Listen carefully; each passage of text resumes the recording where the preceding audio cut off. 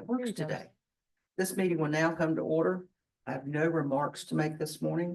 So at this time, I'll entertain a motion to go into closed session to update CRC versus RRC.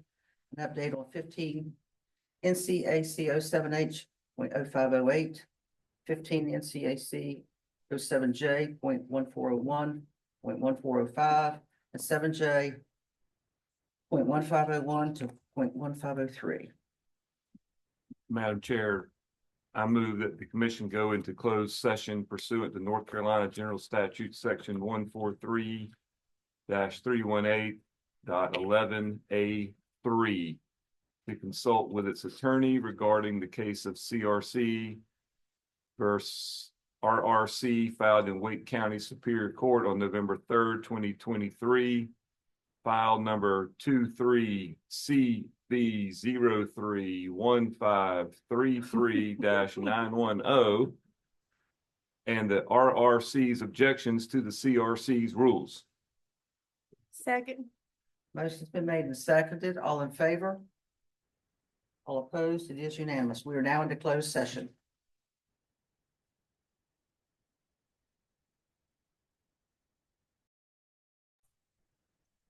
Good morning, Madam Chair and members of the commission. So today I'd like to take a few moments and just talk about history of ocean hazard area setbacks, and following the presentations you heard from Park Superintendent Dave Halleck at the Outer Banks, but National Seashore. So I kind of want to follow up on a couple things that he brought up, but just kind of review the history of kind of how we got here. So at your last meeting in November, Commissioner or Park Superintendent Halleck talked a little bit about kind of the history of the development of the Outer Banks, and more specifically about some of the problems that you're seeing at the Outer Banks with the collapse of structures as a result of erosion. The problem is those when you see this happen, it's not just affecting the property owner. You've got the negative consequences of that come along with exposed and failed septic systems. Then you've got this massive swath of debris that you see up and down the shoreline that it's going to impact everyone from beach goers to the smallest living creature that you're going to find living along the shoreline.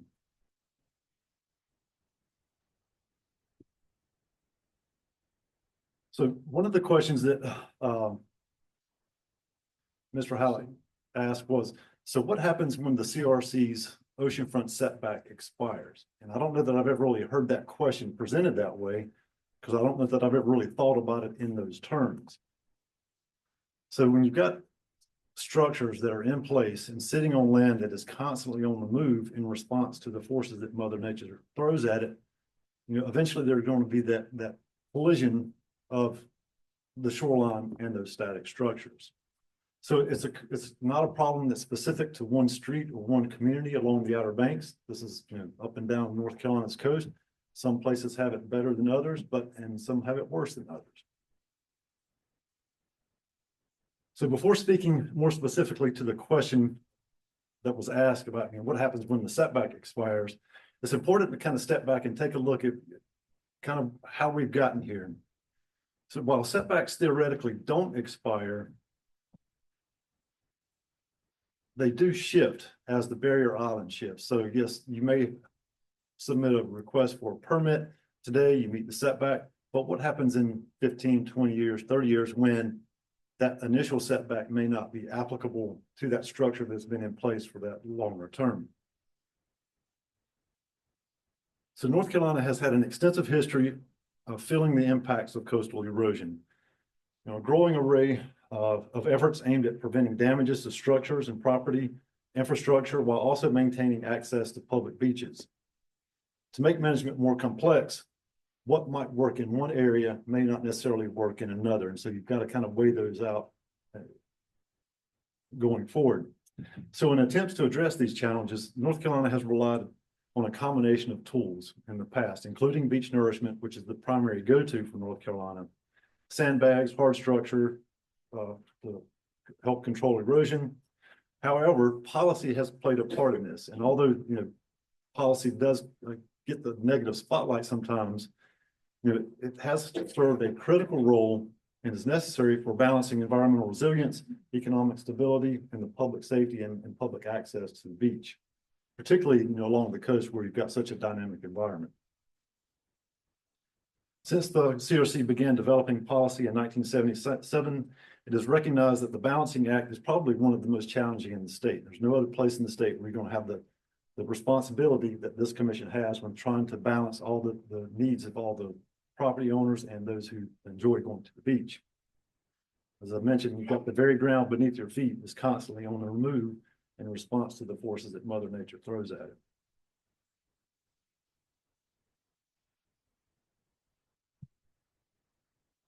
So the management challenges along North Carolina's coast are not unique just to today's conditions, but one could argue that the scale of the issues and the problems have probably grown significantly since the CRC began policy discussions back in 1977. The initial efforts to develop policy took 8 years, involved many stakeholders, including these 5 elements in that process that I'll refer to as the CRC's 5 policy-making principles. And you may not know that you had 5 rulemaking principles, but the initial CRC essentially operated with these 5 principles. And in my time with the division, I think that the commission, whether you knew that these kind of were hanging out there from the original commissioners, I think the commission has been pretty good about kind of adhering to these. And that is just simply doing a self-evaluation of the natural processes and trying to understand the extent of those threats. A comprehensive survey of an evaluation of the range of management options, the analysis and accuracy of looking at the information that you've got access to, and looking for the development of a consensus among the commissioners to achieve an objective. And also a commitment to the process that includes public input and reassessment and fine-tuning throughout the period that it takes to in that rulemaking process that was initially done. And I think this commission has done a great job at also doing that, where you're getting public feedback and hearing what the public has to say about your policies. So during the early planning discussions, it became evident that also land acquisition might be also necessary as a management tool, particularly in areas considered too hazardous to develop or too difficult to regulate effectively.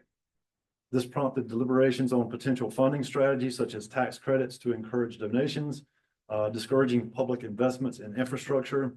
And also there was outreach to the federal flood insurance program to look at ways through their program to help guide development away from those more hazardous areas. However, ultimately the program chose to prioritize public education and outreach and put an emphasis on better understanding the processes and management options that you have available.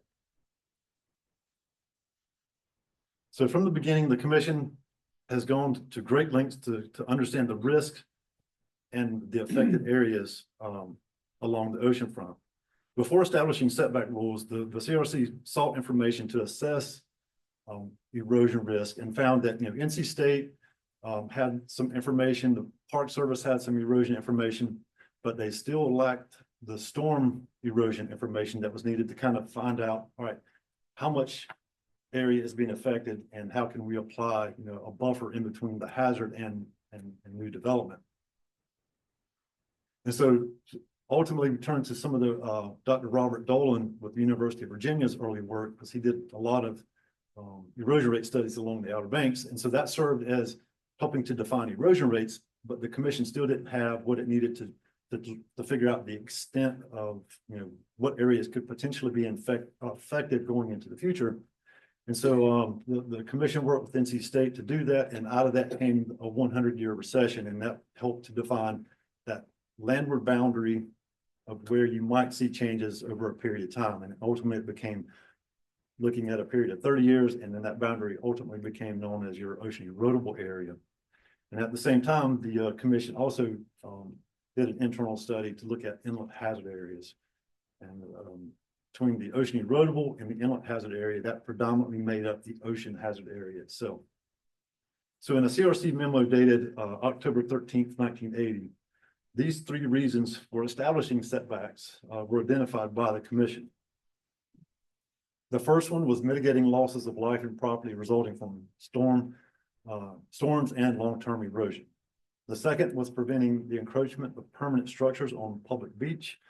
So even if a structure are designed to withstand worst case scenarios, long-term erosion could potentially have that structure still sitting out on the dry sand beach or ultimately in the water.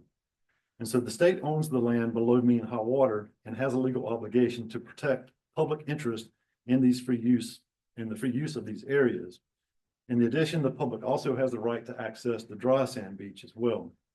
The existence of open and uncluttered beaches is essential for kind of maintaining that local economy from tourism and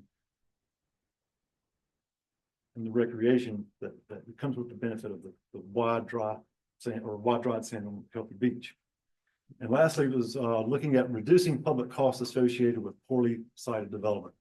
So obviously, if you have development that's poorly sited and then you have destruction, there's a public cost that comes with that in terms of cleaning that up. And whether you're looking at, through flood insurance and cleanup costs and just beach nourishment, there comes a public cost with that. So as mentioned, the CRC also identified jurisdictional zones. These were your AECs, where there could potentially be an impact as a result of long-term erosion. The commission did acknowledge that these areas seaward of the setback should be regarded as highly hazardous and dynamic zones unsuitable for new permanent structures. They did acknowledge that they are not intended to serve as precise predictions on where the shoreline might be in a period of time, say 30 years out. Instead, they should be considered just hazard zones inherently unsuitable for new permanent construction due to the historic trends of what the shoreline has done in the past. So setbacks are applied in your ocean hazard area, which consists of 4 areas of environmental concern. There's the ocean erodible. Initially, that landward boundary was defined as 60 times the erosion rate plus the 100-year storm recession, and then has evolved today into where it's the 90 times the erosion rate setback factor. And that's measured from your first line of stable natural, pre-project vegetation, or measurement line. The second is the inlet hazard area. It's first established in 1979. Although there's been attempts in 2010, 2018 to update those boundaries from proposals received by your science panel on coastal hazards.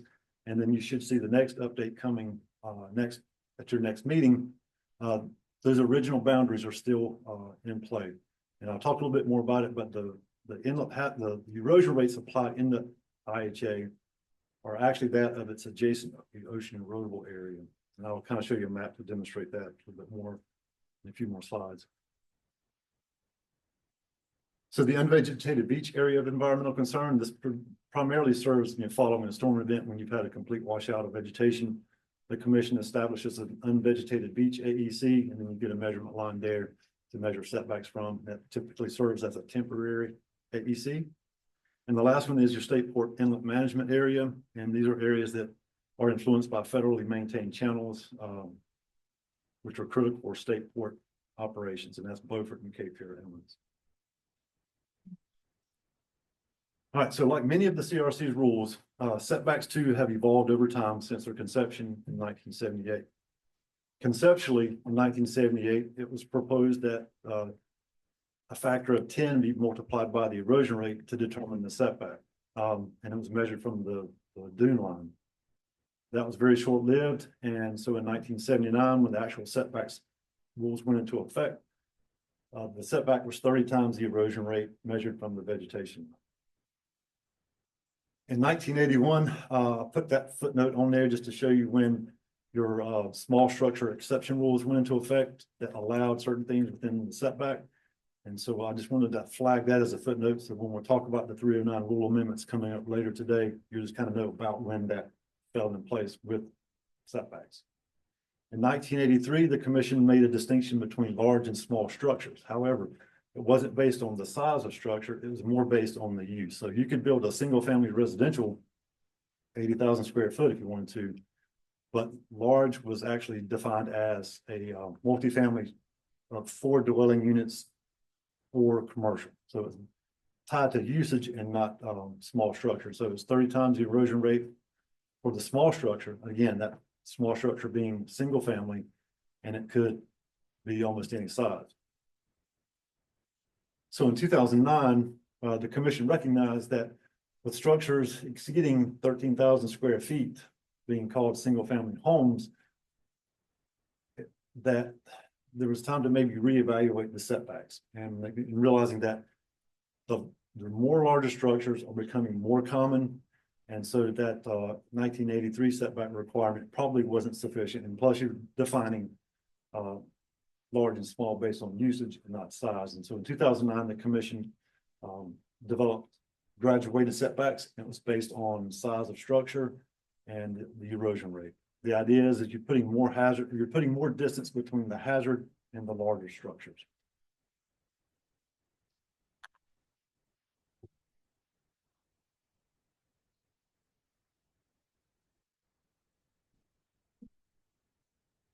All right, so you're just a kind of a snapshot of what that looks like. So a small structure today is considered anything less than 5,000 square feet. And so this table reflects a structure inventory that was done by the division prior to 2009 to kind of get to see what, how these rules would affect the existing development. And so this breakdown was based on that structure inventory. And so most of the structures out there at that time, the 5,000 square foot kind of captured the majority of that. And so the idea was that the larger the structure, the farther setback you would go in an effort to try to put more distance between, again, the hazard and structure. Is that footprint a total livable area on the square footage of the structure? It's the livable area. Okay. That's correct.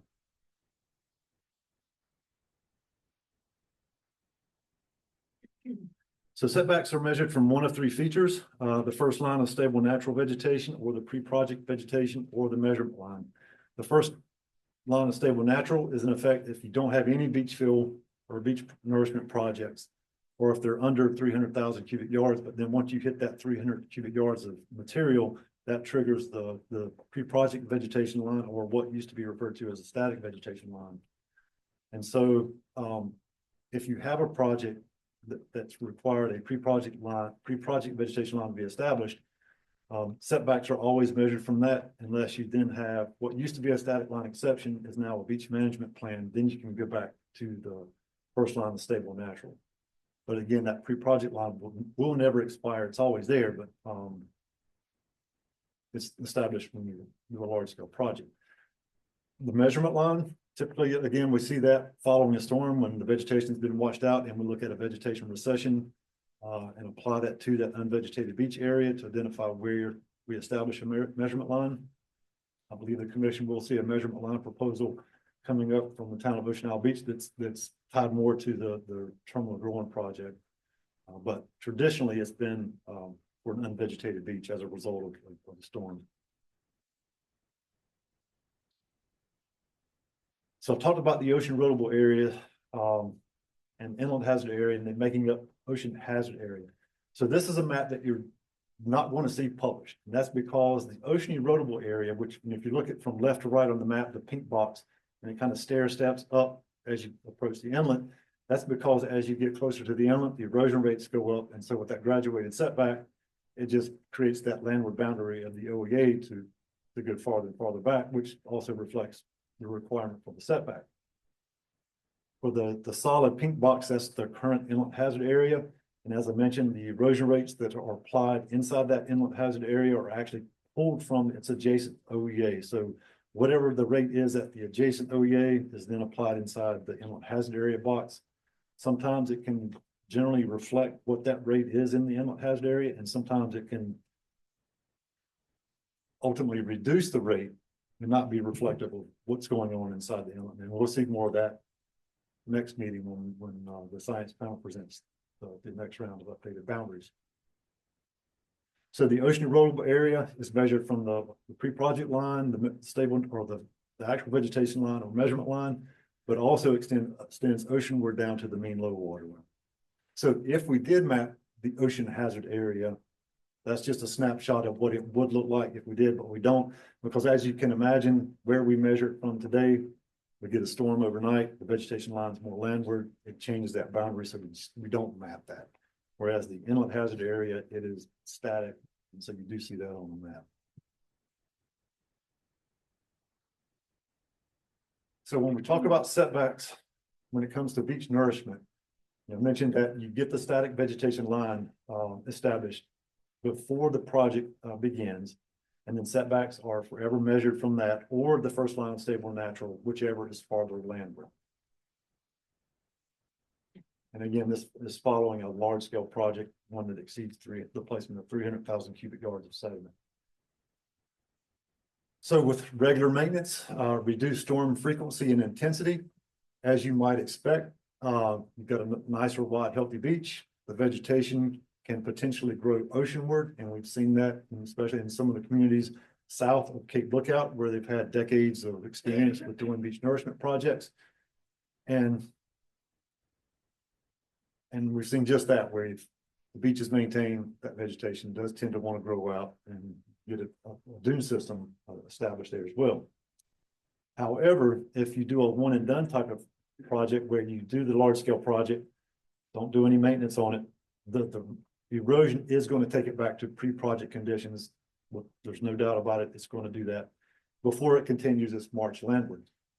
So the commission, recognized that beach nourishment is not a practice to encourage development to move closer. And so that's why the static vegetation line was established, because they know that if you do not maintain that project, that eventually erosion is going to bring it right back. And the erosion to bring it back is going to happen over a shorter period of time than it took for Mother Nature to naturally bring it back to where it was prior to the initial project being installed. Kim, Yes, question. That looks like an accident. it is. Yeah. Do you know the dates of the pictures? I don't, and so I did. I'm a Photoshop just to kind of illustrate. Oh. So yes, this all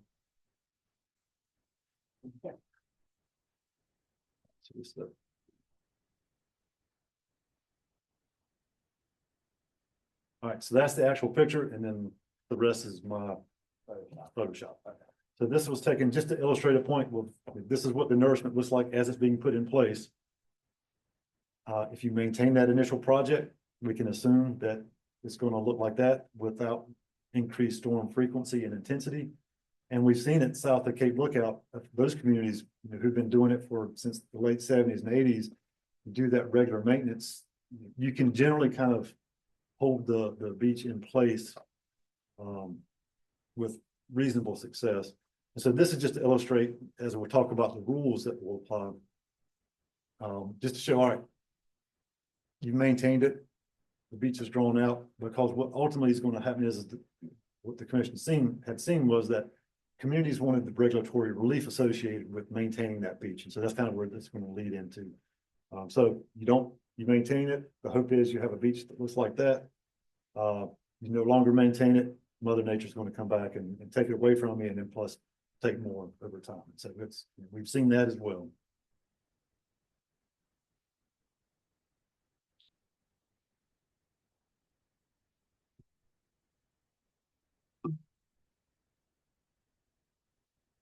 So with the pre-project vegetation line, is established for three primary reasons. There's evidence that beach nourishment will erode quicker than a natural beach. There's no assurance of funding or sand sources to maintain the projects over time. And structures could potentially be more vulnerable if you allow them to go oceanward with the initial beach nourishment project.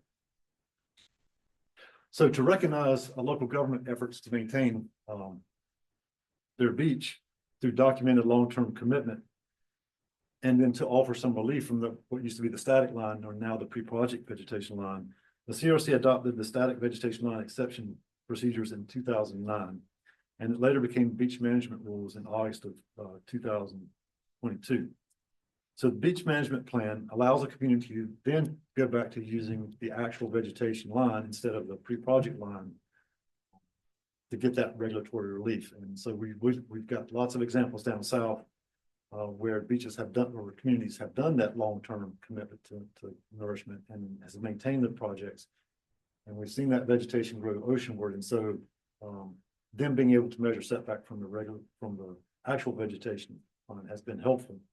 However, there are conditions in your rules that say that you can, and the most significant one is you can build and measure from the actual vegetation line, but you can be no more oceanward than your landward most adjacent neighbor. So there's kind of a default where you're kind of holding the line of construction, so you're not taking advantage of that temporary, artificially forced accretion of your beach. Sir Steve. I have a question. Yes. Does the prior slide that had the setbacks, is that still the case with the static vegetation line when they have the exemption? They're still measuring it times the erosion rate, the size of the structure times that. So, so if you do not have an active static line exception or a beach management plan, and you're measuring from that pre-project line, but if you do have an approved and still active exception or beach management plan, then you do measure from your first line of stable natural. So if you have your beach management plan, there's also some added benefit in that you can take advantage of grandfathering up to 10,000 square feet for existing structures. And also for new construction, for larger structures specifically, you're only required to meet 60 times the erosion rate. So if your erosion rate is 2, 60 times 2 is 120. So you could have a 200,000 square foot structure and only have to meet 120 feet versus the 90 times 2. So there's a little regulatory relief if you have a beach management plan that's been approved by the commission or an active static vegetation line exception. Sure, Jordan. So I'm just curious why there's so many towns that don't have these beach management plans. All right, so right now there are 22 communities in the state that do have a pre-project vegetation line. And there's one pending. There are 8 of those communities either have or have had an active static line exception, and 3 currently have approved beach management plans.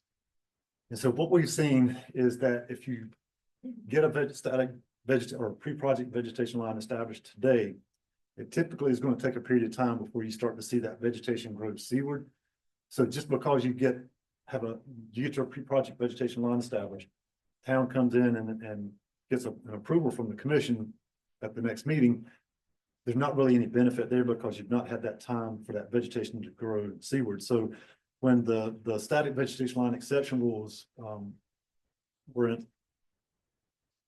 put into place in 2009, we had communities that had been doing beach nourishment for decades at that point. So they did see vegetation growth seaward. So right now we only see beach management plans in those southern communities. And primarily it's just been because they've been doing nourishment for a long time. They've had that benefit of seeing vegetation grow out seaward.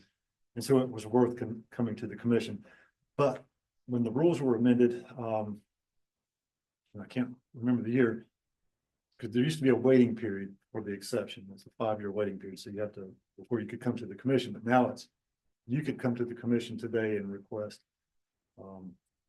a beach management plan approval if your pre-project vegetation line was established yesterday. The other thing you have to show though, again, with the beach management plan, you have to show the financial commitment to ongoing beach nourishment plans. That's correct. And that's, It's and just then, not a yeah, one-time. and that's exactly what I was going to talk about next. And so kind of what serves as the check-in to the commission. So it's not just you get one approval and then that's it. So you kind of have to come back to the commission every 5 years to show the commission that you've identified the sand resources, you've identified the financial resources. And if there's been any project design, you talk about the project design changes that may occur. You talk about the success or the failure of the project. And also with the beach management plan, it's required that you get public input from your local community. So the town has to also include those public comments from a local public hearing as part of that process. But so every 5 years, the town comes at the commission to just do a check-in and present those data. And then the commission evaluates whether your plan is sufficient for maintaining that project for at least a period of 30 years. And we've got one county, Carteret County, they've got their 50-year master plan. They kind of taking it a little bit farther, but at a minimum, you have to show that you've got the sand sources and the financial resources to kind of maintain those projects for at least 30 years out. And so you don't have to have that money sitting in the bank. You just have to identify those avenue, the funding stream for which you would kind of pull from to do so. Jordan? It seems like it'd be prudent to require a beach management plan to these municipal governments if they're gonna be spending the funds on a beach nourishment project. Repeat your question. It seems like it would be prudent to go ahead and require in a rule that they have to do a beach management plan. I don't disagree. And I think you'll see that most communities are working towards beach management plans. However, some of them just depend on more federal funding or some combination of state and federal, unless you're in the north. We don't get any federal funding up north. We don't even get any state money up north. For beach nourishment, I'm talking about for beach nourishment projects and so. Well, you get some coastal storm damage, but overall on a recurring basis, but I think you'll see that most people are trying to do that. You see a lot of draft pendings up there. I believe that NAG's Head has finally adopted a beach management plan that will be coming forward for commission review. Just to clarify, Commissioner Hennessy, to require it would be then placing that burden on the local government to come up with that funding on some periodic basis. That'd be a huge lift for, I think, for this commission to require millions of dollars of spending to a local government doing beach nourishment. Not something that I'm saying you shouldn't be considered, but I'm just saying it. I mean, when you say it requires funds, I mean, do you have a dollar amount? Well, what does the beach nourishment project cost? I mean, Likely a lot. So, Yeah. I mean, but then if you wait, costs could come down when plants are more available, but I'm just curious. I'm not familiar with the beach management plan of what is all entailed into it and et cetera. So that's why I'm just kind of trying to ask a little bit more. And if there's something that we can maybe make a little bit more acceptable that wouldn't require or cost as much for a town. So These are excellent points that I'll kind of bring up towards the end of the presentation. We'll talk about policy and going forward. At the time, whenever we're looking at beach management plan rules, I kind of did an inventory and communicated with each community to find out, all right, you've got a pre-project vegetation line. These are the pieces that go into your beach management plan. You're kind of doing annual monitoring, surveying of your beach to kind of see what you're gaining or losing and how much is in there. And if they're doing a project, someone is paying for it, whether it's just a town or just the county, or you got the benefit of getting state or federal funds in there. Part of that plan is identifying, it's totally realistic that a county can just say, we're going to fund it, and we've identified this funding stream, and we predict that we can rely on that for the next 30 years. But then you have to also add in, all right, we've identified the sand sources as well. But again, those are the key components of that. And so when the beach management plan rules were being drafted, I reached out to these communities, and most of them have the information needed to put into a plan. They have to kind of couple everything together and then bring it before the commission. And so I did find that a lot of the pieces and parts were there. They just, for various reasons, whether it's they were not getting that regulatory benefit because the vegetation line had actually eroded farther back, or it either had not grown oceanward. So you didn't get that benefit in there. And there's one community who would rather have the state be the bad cop in this. And so they prefer to just, we'll let the state tell us you can't develop there versus us tell our citizens so we can't do that, which was interesting. But there is one community that chose to do that route, even though they've got a beach plan in place and they actively manage their beach for the most part. All right, so now we'll circle back to the question: what happens when the CRC's oceanfront setback expires?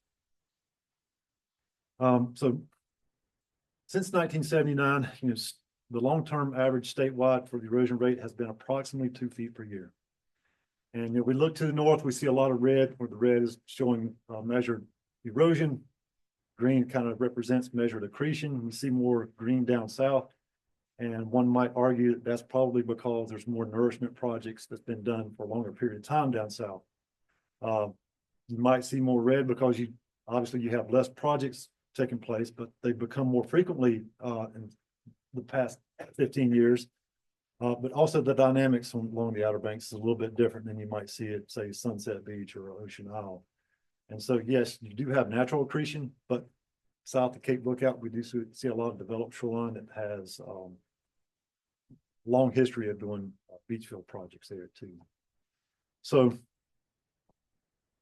while the setback policies continue to serve as the foundation for the CRC's oceanfront management rules, the unfortunate reality is that for most of North Carolina's oceanfront communities, they eventually become dependent on beach nourishment in a way of resetting that erosion clock or resetting the setback expiration. So by putting that nourishment in place, you're essentially doing both. You're resetting the erosion clock and you're kind of reestablishing a reset on the oceanfront setback. So when the CRC does update erosion rates approximately every 5 years, setbacks in the landward boundary of the OEA are updated to reflect the current data. These updates also serve as benefits in the form of, currently they serve in the form of FEMA community rating system points. Those who are participating in the community rating system, you get 50 points simply by the state updating its erosion rates every 5 years. Whether that's going to be a long-term forever option or something that's available remains to be seen, but currently that does apply. And we've had one erosion rate update study where that affected a county-wide, Carteret County, where simply by us not updating our erosion rates, that citizens were going to, or the town would get lose that 50 points on their CRS credits. And that actually, just that 50 points will drop them to another tier, which would then have increased their flood insurance premiums for the community. So we update every 5 years, and FEMA kind of looks at it as long as we're in the process of updating every 5 years. That's the main goal, but we try to aim for that 50 years.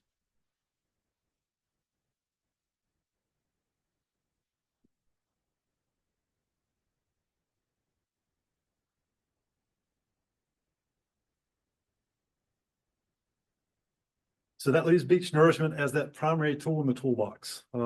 As stated, the beach nourishment kind of serves to reset the clock on erosion. And I never really kind of thought of it in these terms, but it does kind of reset the clock or reset the expiration date on your setback. So, and while beach nourishment has been a common and relatively effective short-term solution for many of the oceanfront communities down south that I mentioned, we're seeing more projects being installed along the Outer Banks. So they don't have that history that we see on some of the beaches down south. And so that's, I think you see more structures in trouble along the oceanfront, kind of along the Outer Banks, or at least they're getting that attention, but we've just not had that same track record. But as you can see, and this graph kind of reflects the total length of shoreline that has received nourishment per decade. So as you can see, the trend is on an upward trend. So we're seeing more segments of shoreline being developed than we have in the past. So in North Carolina, we approximately have 320 miles of oceanfront shoreline. About half of that, 160 miles, is considered developed when we have development along that shoreline. Currently, 81% of the communities along that 160 miles have a history of installing beach field projects on either all or a portion, or at least a portion of their shoreline within their oceanfront jurisdiction, to account for 112 miles total of nourished shoreline. 77% have installed large-scale projects, placing more than 300,000 cubic yards of material on a total of 108 miles of oceanfront shoreline. So again, this graph just represents total miles of shoreline per decade that have received beach fill. Madam Chair, Ken, why is it reducing? You said we're increasing, but the last 2 decades have come down 20%. So we're still in the middle. We're halfway between 2020 and 2030. So we're still on track. We've still got 5 more years to go. The difference between 2000 and 2010 is 1% up. 119 miles to 99 miles. Right, and I think that just comes down to timing, so you're gonna see a little wiggle room fluctuation, but still the overall trend is more shoreline is being nourished, and if we look at, then when we look at also the volume of sand being placed on the beach, that too is going up, so you may have shorter segments of shoreline being nourished, but we're placing more sand on those fewer miles of shoreline, so even though you may have, like you pointed out, that, yeah, you've had less length of shoreline in that particular decade nourished, but you're actually seeing more sand placed on the beach for a shorter segment. If you compare decades that way. So here you can see the volume is just, for the most part, it has steadily continued to increase. And so on the last bar, we're, when we get to 2030, we'll see where we land on the volume there. DR. Excuse me, I think, the 08 and 09 recession put a lot of whammy on local governments, and that's probably the first few years of that next decade. And also beach projects that are monitored, and they may not need to put sand on the entire volume that they put before, on the entire length of the beach they put before based on erosion. They may add, and Ag said, I'll just give you an example. Ag said that pretty much is 11 miles of oceanfront, and then the next time they renourished, they only did the southern part of the beach because the northern part had stayed steady for a while, so they only put that volume. And they based it on those annual monitoring reports. Barry? There's also a correlation with major hurricanes. That 1990s to 2000, after the F storms, Fran, Floyd, which actually impacted directly the beaches. That was really the big time period. That decade was when communities, you could see it, people were losing homes, real estate. The beaches were not in good condition. There was a huge effort on the late 1990s, 2000, 2010, asserted effort by communities because they were directly impacted. And that's unfortunate that for resiliency, that term, which is very common now, you need to be resilient before the storms versus after. Also, the Carteret County beaches, which I served on the beach commission for years, those beaches, just to show how resilient they are, they didn't need to renourish. They lost sand, but they were still in good condition after. So there was probably a drop in the need to do renourishment, but it's a continual process and it's a huge financial commitment. And that's the biggest thing with any community beach management plan is the commitment locally. And if you don't have that commitment locally for the local funds, it'll never happen at all.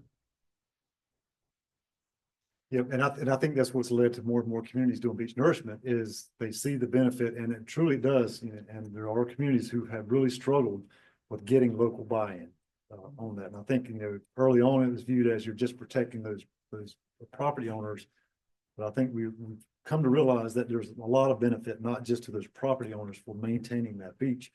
And so, you know, most of the towns in North Carolina are doing regular monitoring to kind of be able to establish those annual changes in hopes that or not in hopes that we get a storm, but if we get a storm, there's hopes that potentially you can get some FEMA reimbursement if you can prove that the storm, you know, took away a certain portion of the beach. That way, so, you know, communities are seeing the benefits. They know that they recognize the responsibility there in doing so. But here's the problem: beach quality sand. It's not. It doesn't go on for infinity. It is very limited. We've got communities who struggle to find beach quality sand. So while in the short term, beach nourishment does kind of act as that tool to reset the clock, whether it's the erosion clock or the expiration date on setback factors, the next challenges that we're going to face are going to be tied to beach quality sand. Do we have enough of it? And then you could also add funding streams on top of that, whether, you know, if we start running out of money, the communities are struggling that way. You need those two things to maintain beaches. But right now, you know, setbacks and the policy works great for when you've got new construction going in place today. But what happens in 20 years, if you don't do beach nourishment and maintain the beach, you have to hope that you don't have intense storms and or frequent storms. Kind of keep things in place, but the reality is that as many towns that are doing beach nourishment in North Carolina, all communities are feeling the effects of beach nourishment. So it's a problem that everyone is going to deal with. And so you've got, you can either throw short-term structure protection sandbags up, or you can take the beach nourishment approach. So in conclusion, with persistent erosion, rising sea levels, and limited sand resources, the CRC's policy work remains as vital today as it was in 1977. So I don't think this commission is getting a break from policy because in thinking that, well, those earlier commissions did all the hard work. I'd probably argue that this commission's work is probably just as challenging, if not more challenging. By continually adapting regulations to account for changing coastal conditions, whether it's sea level rise, increased erosion rates, or costs associated with storm damages and recovery. The CRC continues to play that critical role in trying to balance property rights, public access, environmental and economic resiliency, and kind of that ongoing process. I mentioned those 5 principles that the CRC has kind of worked with in developing policy. Whether you recognize that you have that policy, I think the commission has done that in the past, and I don't see that that would be a change that the commission would deviate from going forward, because it's important that the commission stays in tune with what's going on, what areas are being affected, who's impacted, and kind of take an inventory of all the information and data that's out there, and kind of have a consensus on where the commission wants to go and have clear objectives. And then continue, whether it's through the CRAC, working with staff with public hearings, public workshops, and continuing to do those public outreach to get input to develop that policy. So I don't know that you're going to get a break compared to the 1977 commission, but I definitely see your work as just as important, if not more so today than it was in 1977. Bob? Thanks for that great review, Ken. Couple of questions. Just a couple of questions. Is geographically speaking, is there a difference in the sand supply, say from north to south, or is it general? No, there is a difference. So it depends on where you're at. You've got if you look at the Onslow Bay area, it's pretty tight there. Sand sources are extremely scarce. And even if you go down to looking at some of the most southern communities, you do have limited offshore sites and sources, but you do have the ability to pull from inlets. And so by maintaining those inlets, because a lot of times that sediment that is coming off the beaches ends up in those inlets. And so those serve as rechargeable sand sources to do beach nourishment. But when you have communities, adjacent communities competing for that same source, that might become an issue. Now, if you don't have an inlet that you can pull from and you're depending on offshore sites, those sites are traditionally not considered rechargeable. And so that's where your challenges may come in when you've got multiple communities trying to find those limited sand resources. But so it's not equal for everyone. Right. Some folks are very challenged with that. And then just one more. You have an erosion rate for a section of beach, say it's 3-4 feet. Should property owners look at that as, well, it's going to be 3 feet this year, 3 feet next year, 3 feet after that? Or does this happen sometimes in big chunks? So And you just average it out and it smooths it out, but then it can come in chunks. right. So at the next meeting, you're going to belly full of how we calculate erosion rates and a lot of that. But for the most part, in my time with calculating rates for the state and over 20 years, they generally fall out at about the same. For certain reasons, you might have a little slide bar where you may have 3 feet in one section, and then maybe 8 houses to the north, you're in a different, either higher or lower section of erosion rates the next 5 years. And so, but for the most part, when you have an area that's been 3, typically we kind of see 3, 4, maybe some every once in a while drop down to 2. If you're in an area that has a very high erosion rate, 5, 8, sometimes that's fairly consistent, and we see that over and over again with the rates. If it's 2, a lot of times it continues to remain at 2. Earl, and then Tancred. Ken, I just wanted to ask you, you talk about doing the reassessments. I understand we've got an update coming on the erosion rates. But is there any other work that the staff is doing to look at the setbacks that were applied now? And these things take 30 years to play out. Are we getting into trouble in areas where we applied the setbacks, but it didn't work, and we're going to have more houses like the ones out on the Outer Banks that fall? I'm just looking at what kind of ongoing assessments do we do to see if the setbacks are holding up. So if you take away just tropical storm just doing its thing, if you take that out and look at just more your day-to-day stuff, or maybe traditional northeasters along the Outer Banks, right now the most structures in trouble are at the Outer Banks. And I think it's because you do have that, the storm intensity there is different than you're going to see in the south, except if you throw a hurricane at it. But just that seasonal northeaster stuff that the Outer Banks experiences is very intense. And then again, you don't have beach nourishment that's occurred at the same frequency that you see in the south. And so in terms of threatened structures, in the north, it's oceanfront in some locations. In the south, it might be at an inlet. Thank you. Just very briefly wanted to add to Commissioner Emery's question. Erosion rates that we publish, these are not predictive. We always say these are historical. That was what I was. Okay. Yeah. So I'm going to take a brief pause in this. Thank you, Ken, for a great presentation. But we've had some new guests come in. See one old face and see a lot of new faces. Good morning. Secretary Wilson, welcome. Your entourage, if you'd like to introduce those, then I'll like to give a brief bio to the commission for you. Sure, certainly. Welcome. Hey. Yeah, good morning, everyone. Good morning to all of you too. I'm happy to be here. Thank you, Madam Chair, for squeezing me onto the agenda at fairly short notice.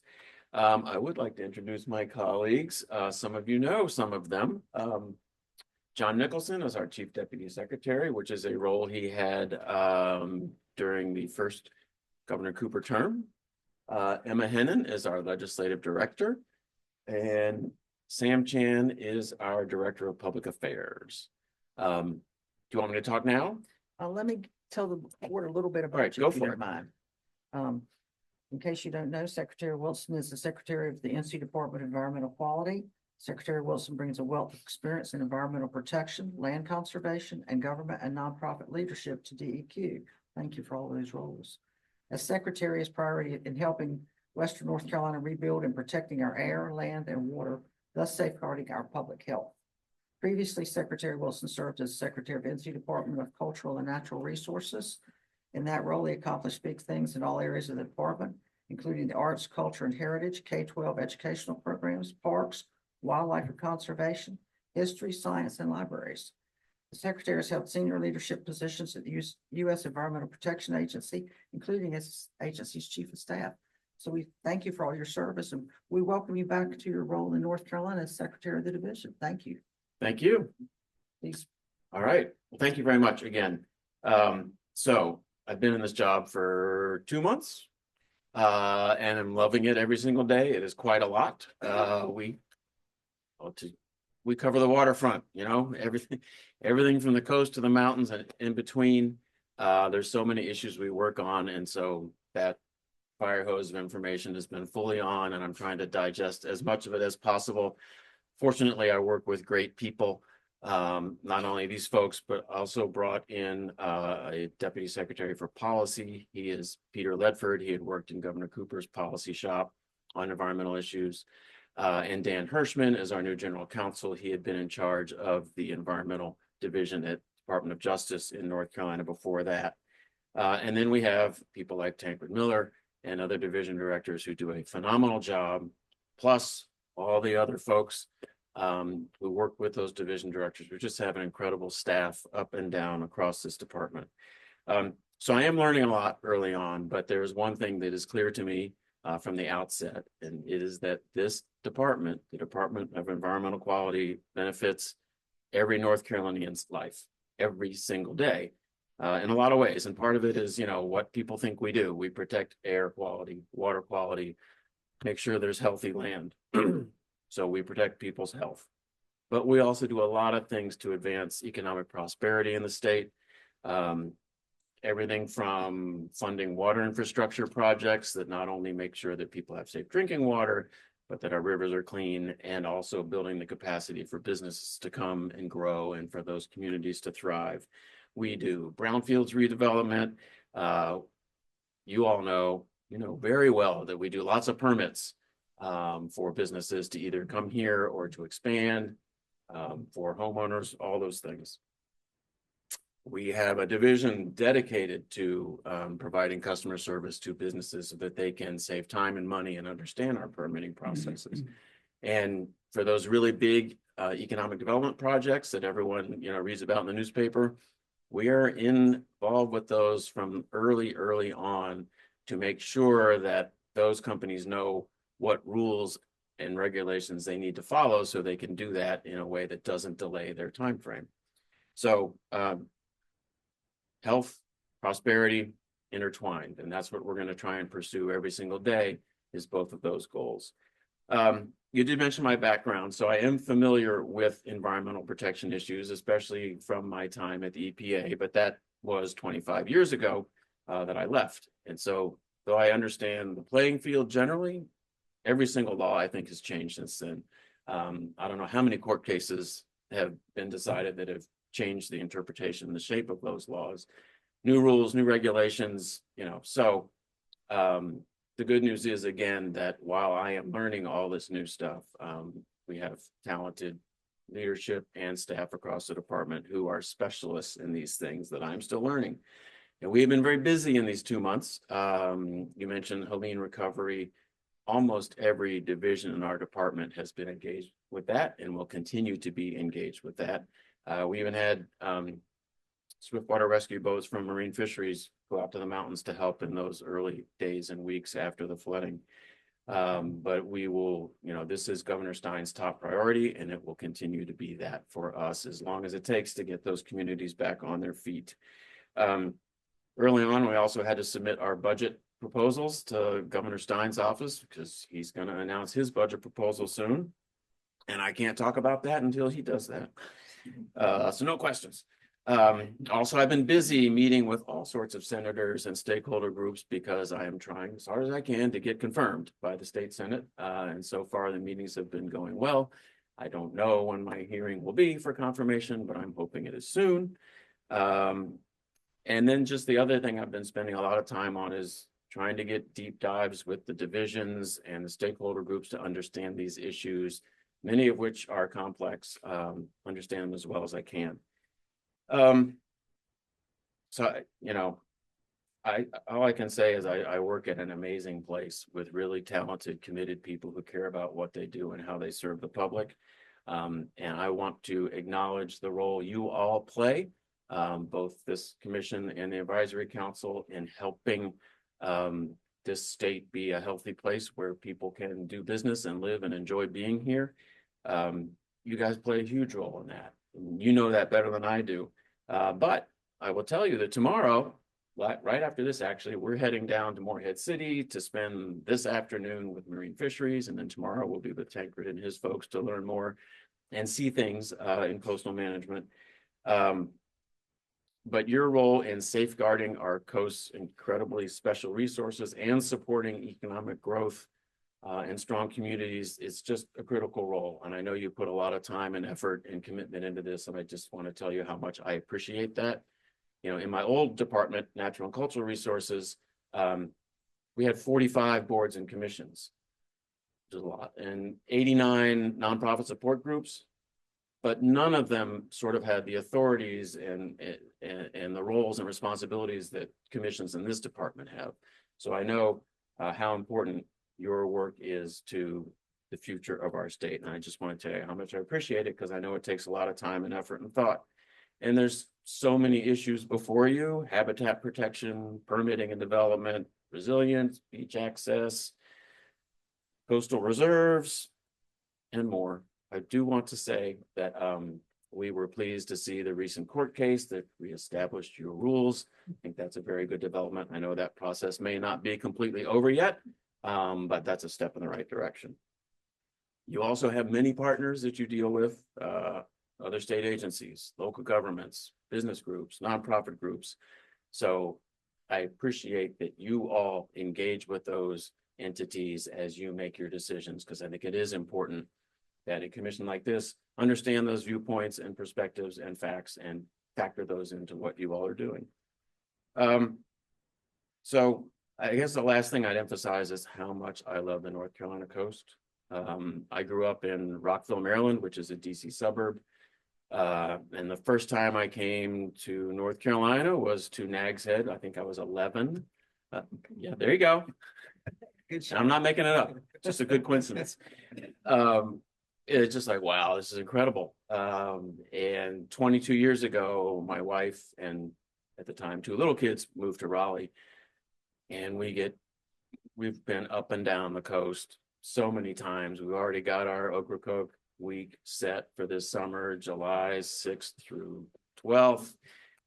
Can't wait. But, you know, I think all of us view our coastal resources as this incredible treasure. I mean, tell me a state with better beaches and coastal areas.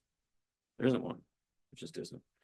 And you all play a key role in keeping it that way. So I just want to close by thanking you for the important role you play, the seriousness with which you treat your responsibilities. And I look forward to working with all of you in the years ahead to keep this thing going well so that our coast remains an incredible treasure and asset for the state. Thank you. Thank you very much. We appreciate you coming to. I believe we also have another task. Yeah, I got another thing I want to mention. Yes. I would like to invite up the former Division of Coastal Management Deputy Division Director Mike Lopazinski, please. Mike, are you here? Yes. Hi, Mike. Stand right there if you will. So, on behalf of the Office of the Governor, I am thrilled to present you with the Order of the Longleaf Pine.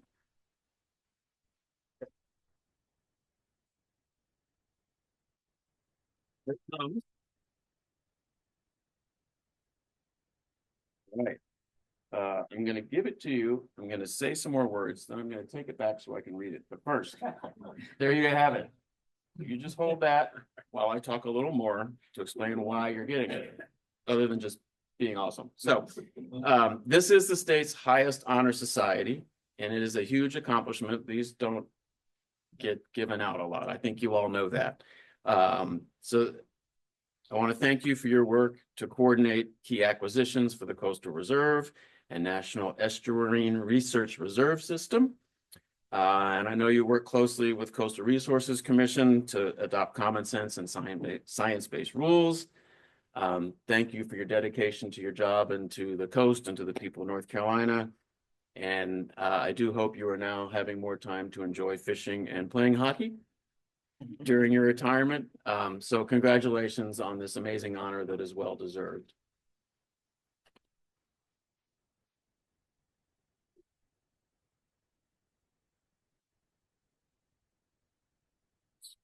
Difficult handwriting and small font. So this was actually approved last year at the end. Roy Cooper, Governor, reposing special confidence in the integrity, learning, and zeal of Mike Lopazinski, I do by these presents confer the Order of the Longleaf Pine with the rank of Ambassador Extraordinary, privileged to enjoy fully all rights granted to members of this exalted order, among which is the special privilege to propose the following North Carolina toast in select company anywhere in the free world. So here's the toast. I think we all know this. Here's to the, you can say it along with me if you want. Here's to the land of the longleaf pine, the summer land where the sun doth shine, where the weak grow strong and the strong grow great. Here's to down home, the old North State. Signed by Governor Roy Cooper. Congratulations.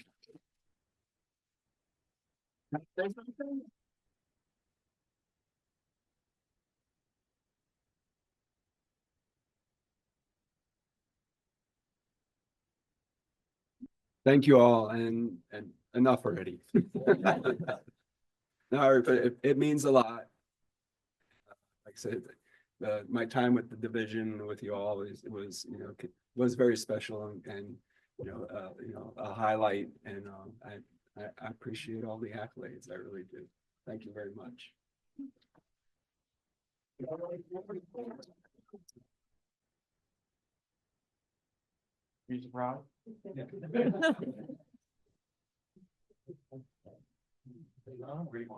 I knew, same as Renee said, another item. I knew exactly what that was. Who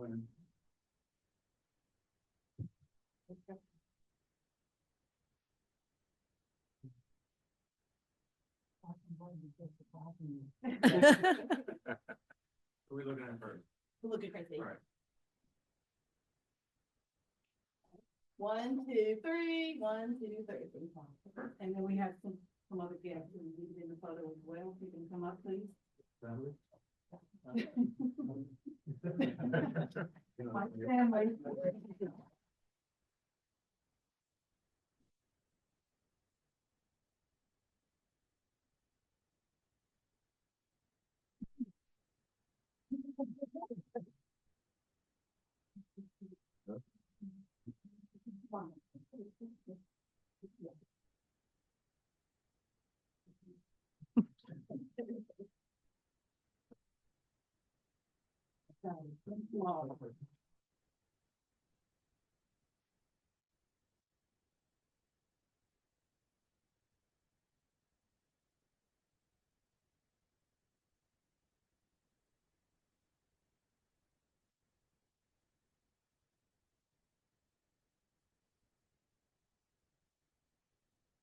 Thank you all again.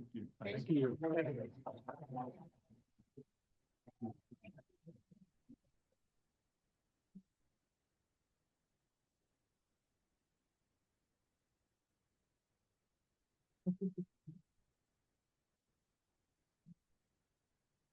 Take a 10-minute break at this time.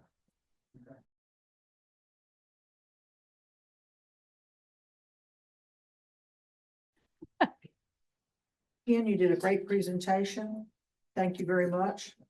Anyone have any further questions for Ken? I know we're gonna be discussing it soon next meeting too.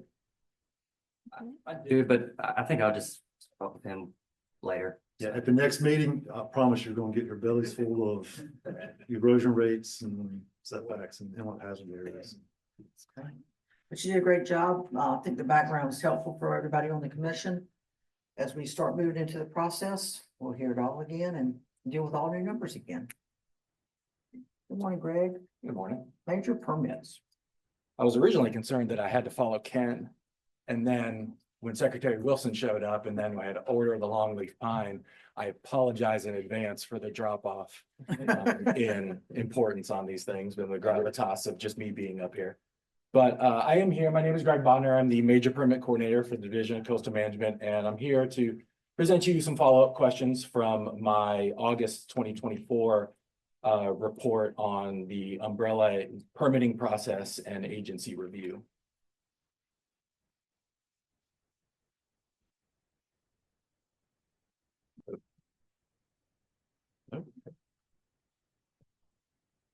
Nothing's working. So let me try this. Okay. So previously, just kind of give a quick overview. Back in August, we presented a report on agency times in the umbrella review process. And just a quick summary of that presentation, back in August, we talked about 5 different agency commenting times, and those were analyzed for applications processed between January 2022 and March 2024.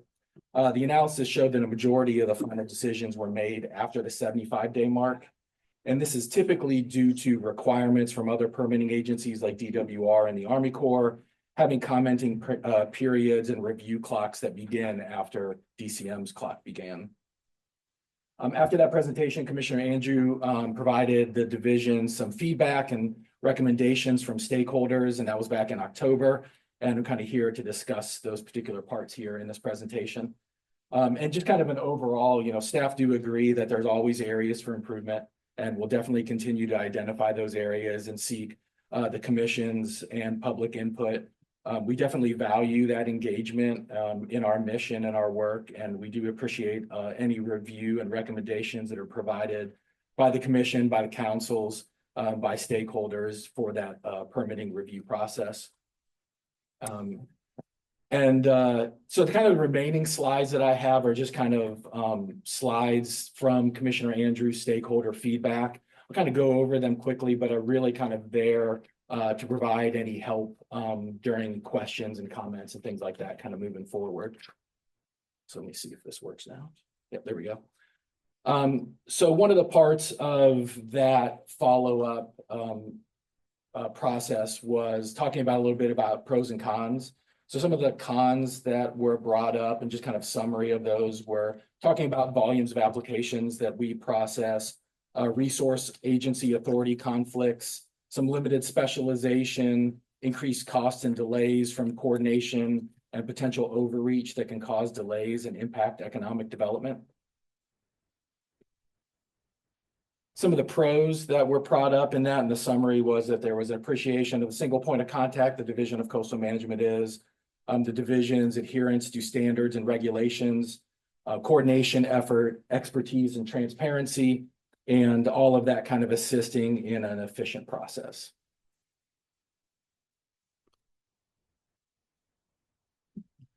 This was a slide that we used back in that August 2024 presentation. Just kind of during that meeting, we presented benefits of the umbrella process, and a lot of these align with many of the pros and pluses that were provided in that stakeholder response. And those things were things like, you know, the point of contact, both during and after the process for the applicant, the historic knowledge that we provide on a lot of similar projects, especially not only the particular type of project, but maybe in that particular area the project is being proposed in, that we can provide a comprehensive and complete permit when we have those other agency applications, or I'm sorry, the other agency authorizations as well, that we can provide any processing guidance and information kind of moving forward as the project is accepted as complete and as it's being reviewed by agencies.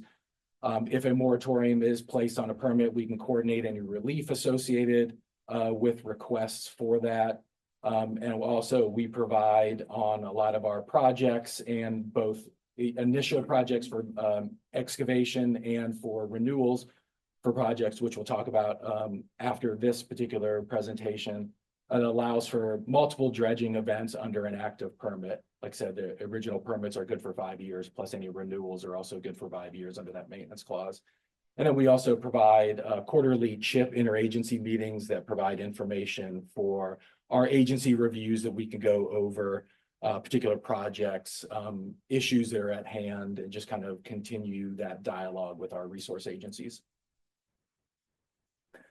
In the recommendations, like I said, the next kind of part here is kind of a review of each one of the stakeholder recommendations.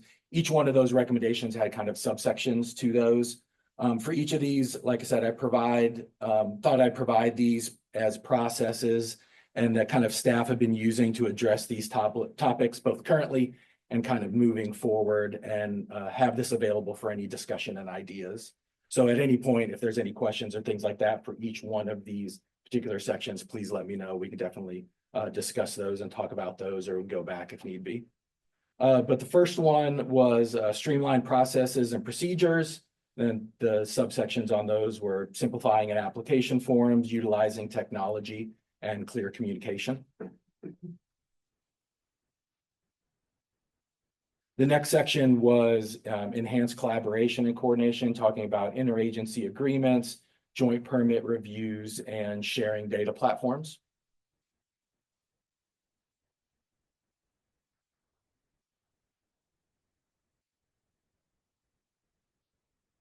The third one was investing in staff training and development, talking about specialized training for staff and also continued learning.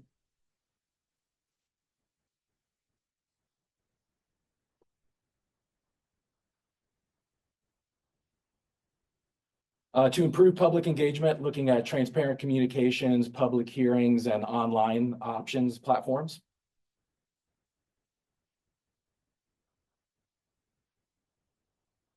Leveraging data and analytics, looking at data collection, performance metrics, and other data-driven decision-making.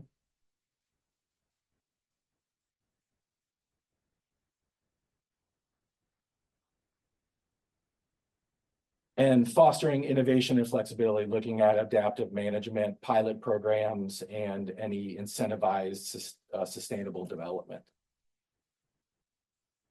Like I said, I kind of had these available if we wanted to look at those to discuss any particular one of those topics. If there are any questions available, I can go back and forth. But like I kind of previously mentioned that, you know, we're always striving to be flexible, and we're always willing to work through challenges and find solutions to any of those decisions and discussions that we're using with applicants and agencies to try to find that equitable solution.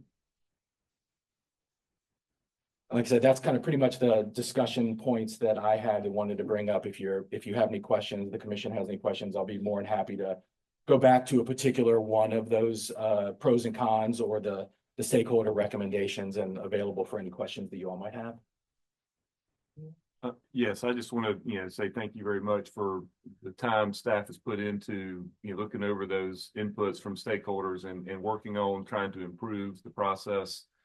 A culture of continuous improvement is important in everything. And even we're just making incremental improvements, we're making improvements, and that goes a long way. And I sincerely appreciate, what y'all have done to review this program, this umbrella program, and take the input from some of the stakeholders and some of the practitioners that deal with it on a daily basis. I guess really the only one I wanted to narrow in, focus in a little bit on was like the clear communication regarding primarily the timelines involved with these major permit application process. Okay. To give you a quick overview, so when an application is originally submitted, staff looks at that application for completeness, identifies any deficiencies or requirements that are needed. Say the adjacent riparian property owners weren't properly notified, or there may be some issues with that where we didn't receive a response back, or we didn't receive that those particular adjacent riparian property owner notifications were delivered. So those kind of are reviewed typically within a couple of weeks of that initial submittal. Obviously, if we know the submittal is coming in previously, we can do a little bit of background work beforehand, but a lot of times we do get what we refer to as cold submissions. So sometimes we're not aware of an application coming in, but we will look for that accepted as complete date. When that permit application is accepted as complete and we have enough information to go ahead and process, a letter is sent to the applicants identifying the date that it was accepted as complete and what the 75-day date is available to the applicant. At that point, the bio report or the field investigation report is created, and that is pretty much a summary of the project for posterity in the application, and also for review agencies to look at as kind of a document of record for the project. And then all of that information is circulated to the review agencies for review. If you remember, there's about 14 different state, federal, and local agencies that look at those applications. And then at that point, we typically give about 2 to 3 weeks, depending on if it's a modification. We usually, and it's a less of a project, it's usually a little bit less time. But typically, it's about 3 weeks or so for review agencies to digest the application, provide any comments back. At that point, we are probably, like I said, with the other clocks for the review agencies like DWR and Army Corps of Engineers, we're getting close to that 75-day time frame. When we get close to the agency comment period deadlines, we will continually contact those agencies. And as we get closer and closer to that time, we increase the frequency of notifying those agencies. When we do get close to the 75-day, we usually contact the applicant, because we do have statute talking about not being able to wait for other agency permits or authorizations to wait for ours. So around that 75-day date, or close to that 75-day date, we start contacting the applicant if we haven't been in contact with them before, kind of give them the one over the world of where the application is. We talk about if there's any outstanding permitting agencies like DWR, the Army Corps of Engineers, what that may mean for the review of the application. And then we kind of start discussing options for them. We can talk about placing the project on hold, or extending the application if they choose to kind of continue the coordination with those other permitting agencies. Or if we do have everything we need, sans those other agencies, we can also talk about issuing a final decision, possibly with those review agencies out. And we do kind of go over what that means if we do get to that point where we might issue a permit without some of those other review agencies. So it's not as comprehensive of a permit. You know, we would prefer, and I think the applicants would prefer as well, to have those other agency authorizations as well, because we do note those in our applications. We provide any reference numbers for DWR, Army Corps of Engineers, and we also have now started providing the expiration date for any of those any of those authorizations as well from those other agencies. And kind of one of the other things that, you know, might be of interest to the applicant, if we are kind of in this area too, that if the coordination with the Army Corps of Engineers or DWR results in a modification or a change to the application as originally proposed, then it may be different from our application. So in order to make sure that there's no compliance issues or concerns with, say, a permit that got issued from Division of Coastal Management that has the Army Corps of Engineers and DWR out, then we would have to go ahead and do some coordination to make sure that our permit aligns with their permits as well. It could be anything from just acquiring new work plans and new information for the application. It could be kind of on the other side of that spectrum. We may end up having to do a modification to the permit that we issued, just because the changes may have been so significant where we might have to re-notify the neighbors because it may have moved in a direction, say it's a pier or dock.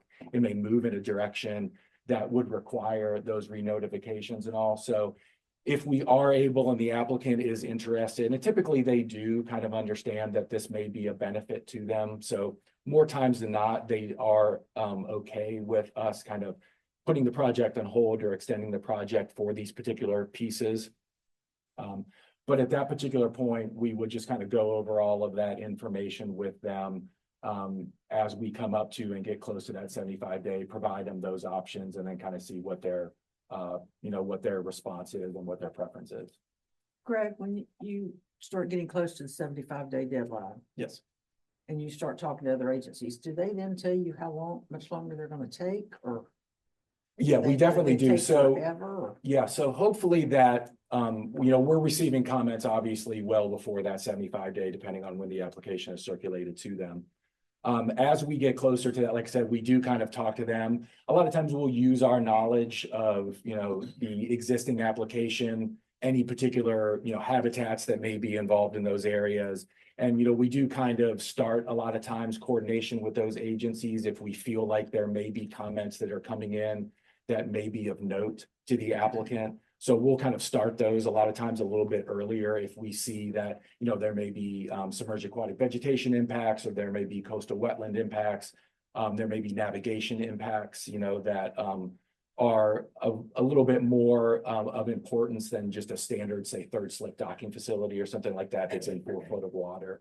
So we'll usually kind of do that a little bit earlier based off of our experience and expertise on the project. But we do kind of, like I said, as we get closer and closer to that, increase the frequency of our comments to those agencies. Sometimes we get comments that come in that are unexpected, that we weren't expecting to come in based off of that project. And once we do get those in, we will coordinate with the applicant, and we'll kind of start coordinating with some of the other agencies. Say we get in comments from Division of Marine Fisheries that typically are in line with comments that we might receive on the federal side from the Army Corps of Engineers through the National Marine Fisheries Service. So we'll kind of start talking with the Army Corps of Engineers if we see some of those things that come in that may be of concern or of note to some of the other permitting agencies as well. We'll kind of start wrapping up those and start talking about those conversations. As soon as we know something, we'll definitely start coordinating those concerns. What's the average timeline after 75 days that an agency typically responds? How long does it extend their comments? It's really kind of dependent on the complexity of the project. Obviously, the more complex the project, the larger the project is, the more of time it typically takes for an agency to kind of review all that, especially to digest all of that information. When you're talking about an application that could be measured in inches thickness, obviously that could be a project that would take a little bit more time to review. versus one that, is, a multiple third, fourth slip docking facility or a, bulkhead that may be a few, 5 or 6 feet off from, normal water level or an existing docking facility. So it really kind of depends on the project. But when we do talk about those things, when we starting to get up to, a week or so to the 75-day date, we do kind of go over those things with the applicant, especially when we start talking to the agencies. They'll sometimes say, we need a little bit more time. We're kind of looking at this point or that point, or this concern or that concern. So when we start getting towards that 75-day date, if we do have kind of that informal information, we will kind of bring that and present that to the applicant as well and kind of say, this is what we're seeing. So typically when we start seeing these things, a lot of times these are the responses that we get back. So at that point, you might want to start thinking about if you have any wiggle room in your project, that if they do come back with these particular things, you might have some options in your back pocket that you might want to think about. And then, of course, when we get those ideas and we get those comments back, we'll, coordinate with the applicant. And they may, make a decision that, what, I did kind of think about this. They did come in with those particular comments. And I'm fine with, say, moving the bulkhead back 2 feet for those concerns. It really, not concerning to me one way or the other. Or they may come back and say, the project design is the project design that I have, and I prefer to stick with the project as proposed. And then we'll go ahead and circulate that, that information to those agencies and see what comments we get back, and then, move forward with that at that particular moment with the information that we have. Okay. Jordan? Few questions and just points I want to make. Looking back at your presentation, I think you said it's taken about 111 days on average. Is that right? I think back in that 2022 to 2024 range, yeah, it might have been around that time.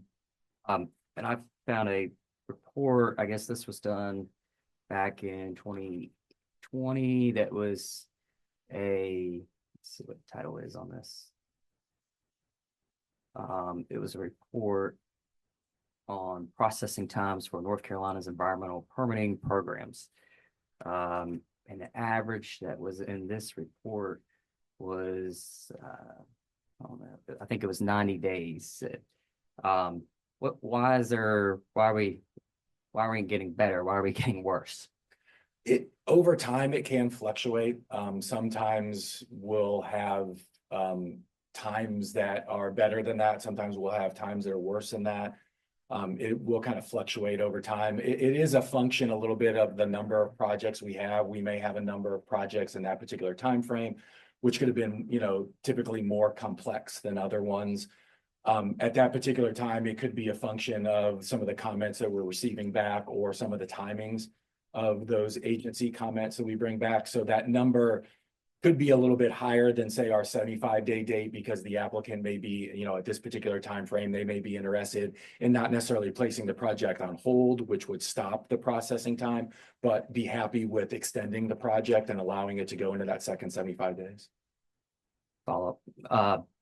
So do you keep track of, I know in some federal agencies, once someone submits a permit application, the clock starts, and the performance of that person that has to process that permit is based off of analyzing how quick they're able to get that permit out.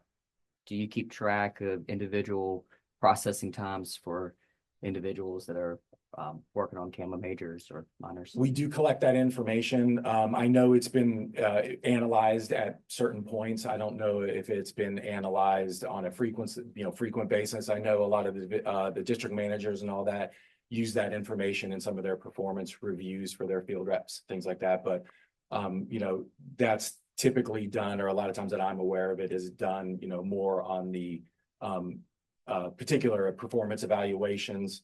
Like I said, and I know also we've done that for requests and information, but I don't have any of that information in front of me right now. Sure. Just reading your memo here too, you say you're spending a lot of time on scanning documents and stuff like that for past CAMA permits and stuff. Yeah, typically, and that kind of I'll bring that up a little bit, and when we talk about the renewals and extensions on my next presentation, but a lot of what that occurs is, we're going in our now electronic permitting system. A lot of our information was for the previous 50 years before that was all paper-based. So we've been working pretty diligently over the past 3 or 4 years or so to taking a lot of that information that was in paper forms, organizing it and scanning it and putting it into our electronic system. So a lot of times when that occurs is when a particular permit application just we haven't gotten to that point. We do have permit applications that are still active from the 70s. There's a couple applications that we actually have. The permit number is actually like 273. It's not the way we do it now, which is year and then sequential for years.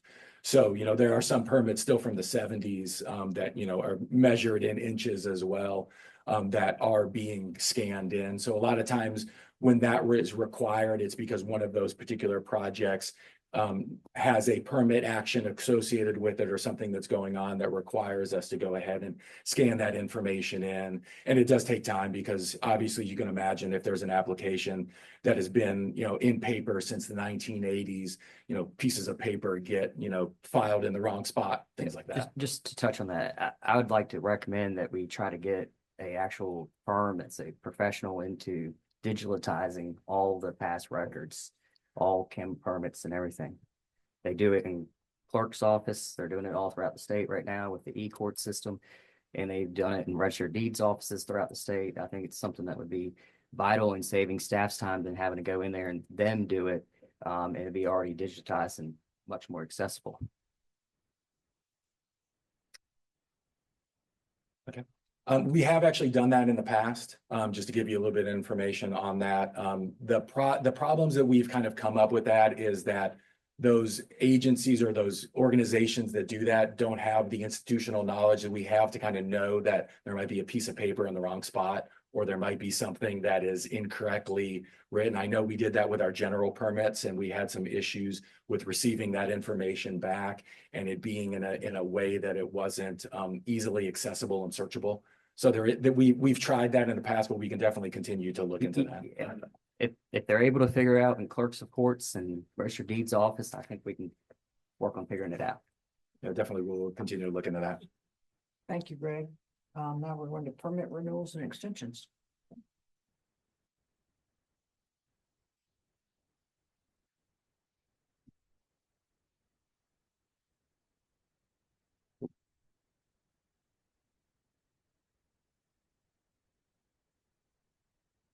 There it is.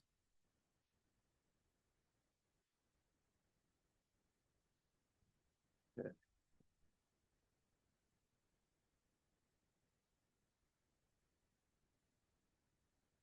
So I won't introduce myself again, but what we're here, next presentation that I have is talking about major permit renewals and extensions.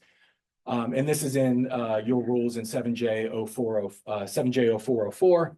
And this was kind of brought up a little bit as an antithesis to some of the questions that we were receiving from the stakeholder group, and talking about particular forms and things like that go on, and looking at different ways that not only questions that we've had originally with permit renewals and extensions, but also going ahead and tightening up language and just becoming in a more and better application process or better particular rules. So to kind of give you a little bit of overview of 7J0404, it talks about development period extensions. We have a couple of different types of permit extensions or renewals. Typical ones when an individual comes in for renewal is about 2 years. Another one that we have is refers to as the maintenance dredging clause, and these particular ones can be done in 5 years. And then we also have multi-phased beach nourishment projects that are allowed to be renewed or extended for up to 10 years. And then I also want to give you a little bit of information on the DOT exception. In General Statute 13644.7B applies to permits that are issued to NCDOT for projects that are identified as transportation improvement programs or TIP programs. And these do not have expiration dates under CAMA or dredge and fill projects due to this statute. Projects from NCO DOT that do not have this tip designation follow the same procedures as our non-DOT projects with applicable expiration dates and the renewal and the renewal potential. These extensions that we have here that identify the 2, 5, and 10 can be granted for as many times as necessary to complete the initial development or to continue the maintenance of a project implementation. Within these particular development period extensions, there is a reference to substantial development. And substantial development is identified in B of 7J 0404 and is described as development that has progressed beyond basic site preparation, such as land clearing and grading, and construction has begun and is continuing on the primary structure or structures authorized under this permit. And we've identified that the substantial development determination pertains to whatever the last permit action was. Continuing on with 7J 0404, you can get into a situation where a particular project is requesting to be extended or renewed where no substantial development has occurred. So based off of that definition, we've identified that it does not meet that substantial development terminology. And these permit actions and requests can be through 7J 0404 has identified a clause in it that allows us to circulate to the commenting agencies for review to determine if the changes in circumstances or development standards have occurred that make the project inconsistent with those circumstances or development standards. So depending on the age of the permit and the size of the file, this can take quite a bit of time for staff to scan a particular project if it's not already, as mentioned before, is it's not already into our scan service or not, to be able to go ahead and distribute that application for review. A lot of times what ends up happening, if it is available electronically, obviously this speeds up the process quite a bit. We'll send that circulation out to review agencies. We'll send a link to that application so that they're able to see the entire permit file and whatever particular process or particular parts of the permit file that they're interested in. In 7J 0404D, it sets a timeline for comments to come back to the Division of Coastal Management from these review agencies at 30 days. Another part of the typical renewal process, so when we get in a renewal or extension request to the Division of Coastal Management, your rules have 4 different factors that the applicant needs to attest to. And those 4 statements are: one says a statement of the completed and remaining work, a statement that there has been no change in plans since the issuance of the original permit other than changes that would have effect of reducing the scope of the project or any previously approved permit modifications, and a notice of any change in ownership to the property to be developed, and a request for the transfer of that permit. And then finally, a statement that the project is in compliance with all conditions of the current permit. Renewal requests are sent. When we receive them, we send them out to the Division of Water Resources and the Army Corps of Engineers. And this is to notify these permitting agencies of the renewal request. Circulation of these renewal requests allow the permitting agencies an opportunity to notify DCM of the state of their permit, and DCM can in note return that and put that on any permit renewal that we authorize as well. So what that does basically, the Division of Water Resources or Army Corps of Engineers have different expiration dates than the Division of Coastal Management does. And at times when they don't line up, it would be very beneficial. It's important for the applicant to know that. And typically they don't know that possibly until the time of renewal. So we circulate those to those 2 agencies and hope to get something back in a very quick turnaround to let the applicant know if those particular applications or those particular permits have expired or not. And then we can also assist them to go ahead and get those reauthorized if needed. Why would they have different dates?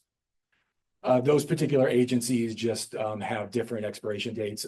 For the particular Army Corps of Engineers, they run typically with a lot of their RGPs, regional general permits, or nationwide permits run on a 5-year cycle. So a permit that gets issued within that 5-year cycle will have an expiration date at the end of that 5-year cycle. So for instance, a couple of regional general permits that we do a lot of work with right now, referred to as the 291 process, expires at the end of December 2026. So why wouldn't we try to coordinate to have our permits or your Camel's permits issued on the same date? To try to have them expire on the same date? Yeah, we don't have that authority to line up those processes. The process then would require either the Army Corps of Engineers to issue a permit first based off of our permit authorization dates and timeframes, or we would have to then move to their permit authorization timeframes within like a 5-year. The issue with that particular problem is, say, the Army Corps of Engineers with that expiration date of December 31st of 2026. If they issue a permit, say December 1st of 2026, it actually expires at December 31st of 2026. So the issue would be then at that point is you may end up authorizing a particular project for a very short period of time, whereas our permits expire 5 years from the date of permit issuance.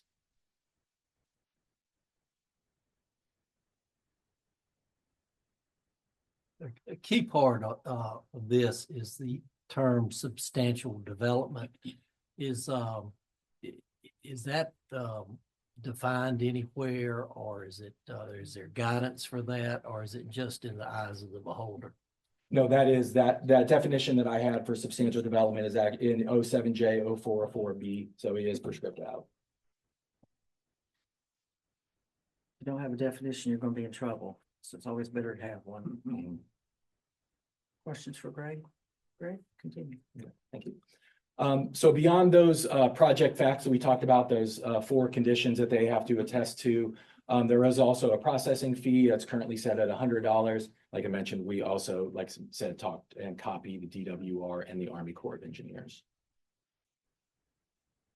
So some challenges that we have with the current process that we have is, over the years, we have received requests to renew or extend expired permits.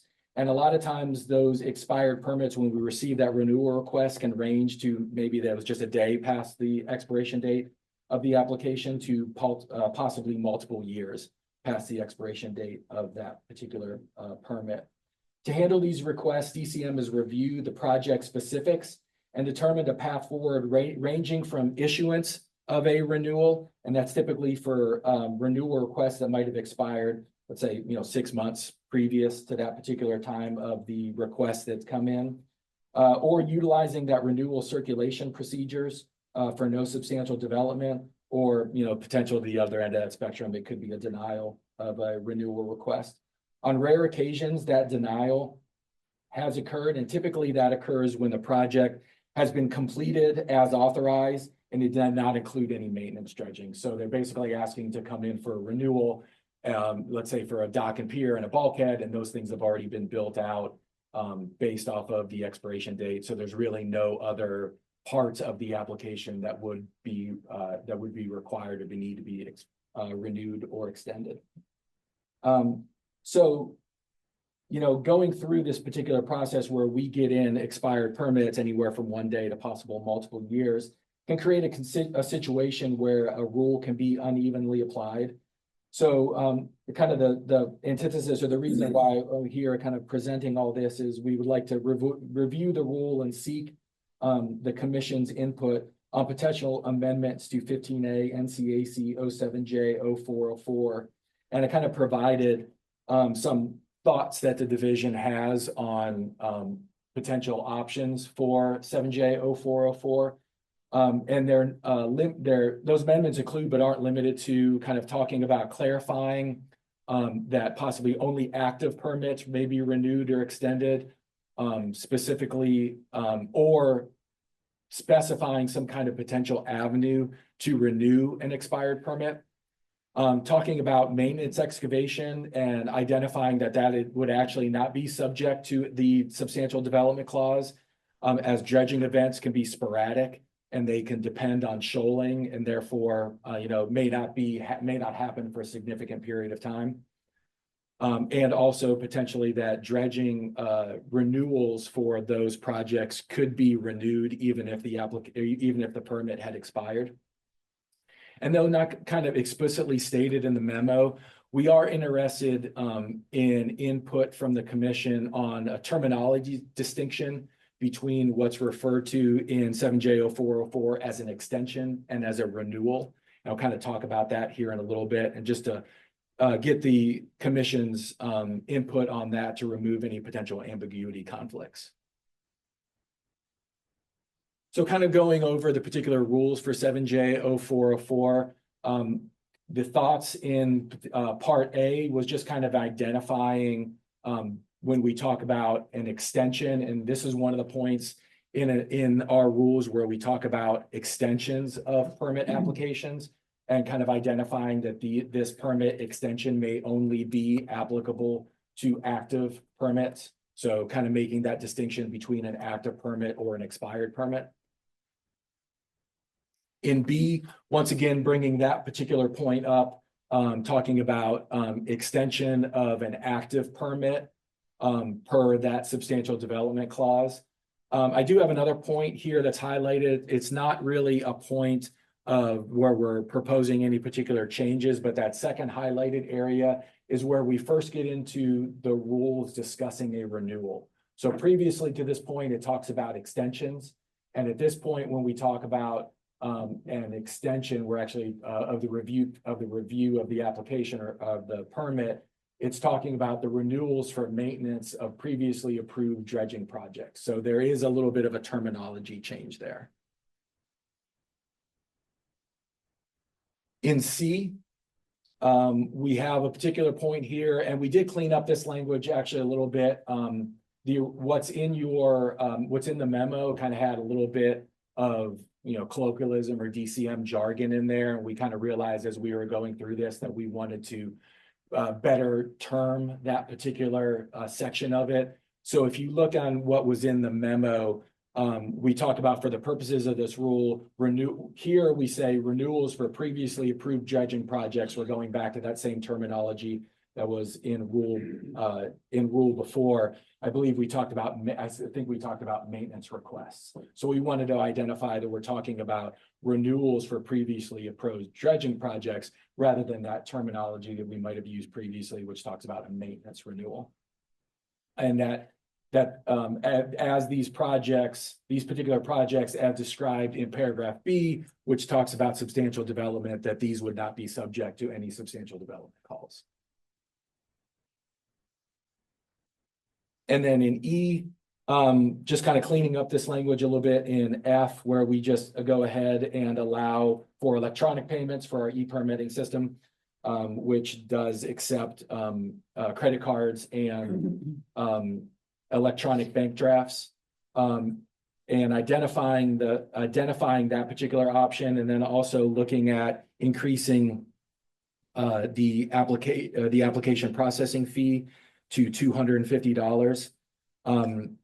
And this is because of the increase in staff's time, and also to these particular locations. We do approximately 60 or so renewals per year, with approximately about 5 to 10 of those renewals requiring that renewal circulation under our current methods, how we operate right now. And that renewal processing fee has been increased in the past. Originally, it was $50 since the inception of the fee scale around 1989. In 2001, it was raised to $100. So the last increase in fees for the purposes of renewals was 24 years ago in 2001.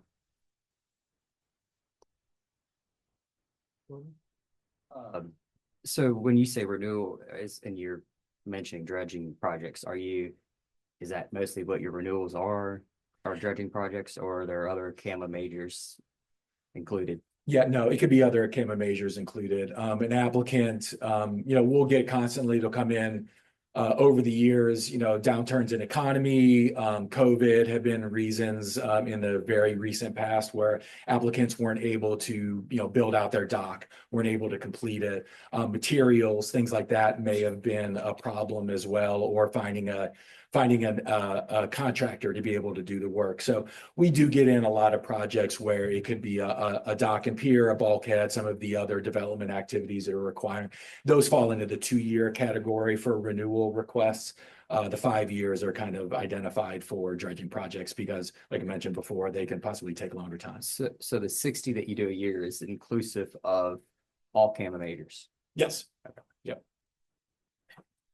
Neil, any questions? Yeah, I just want to speak in favor of some of the proposed changes that you have listed here, particularly dealing with renewing dredging and renourishment projects, even if it has expired.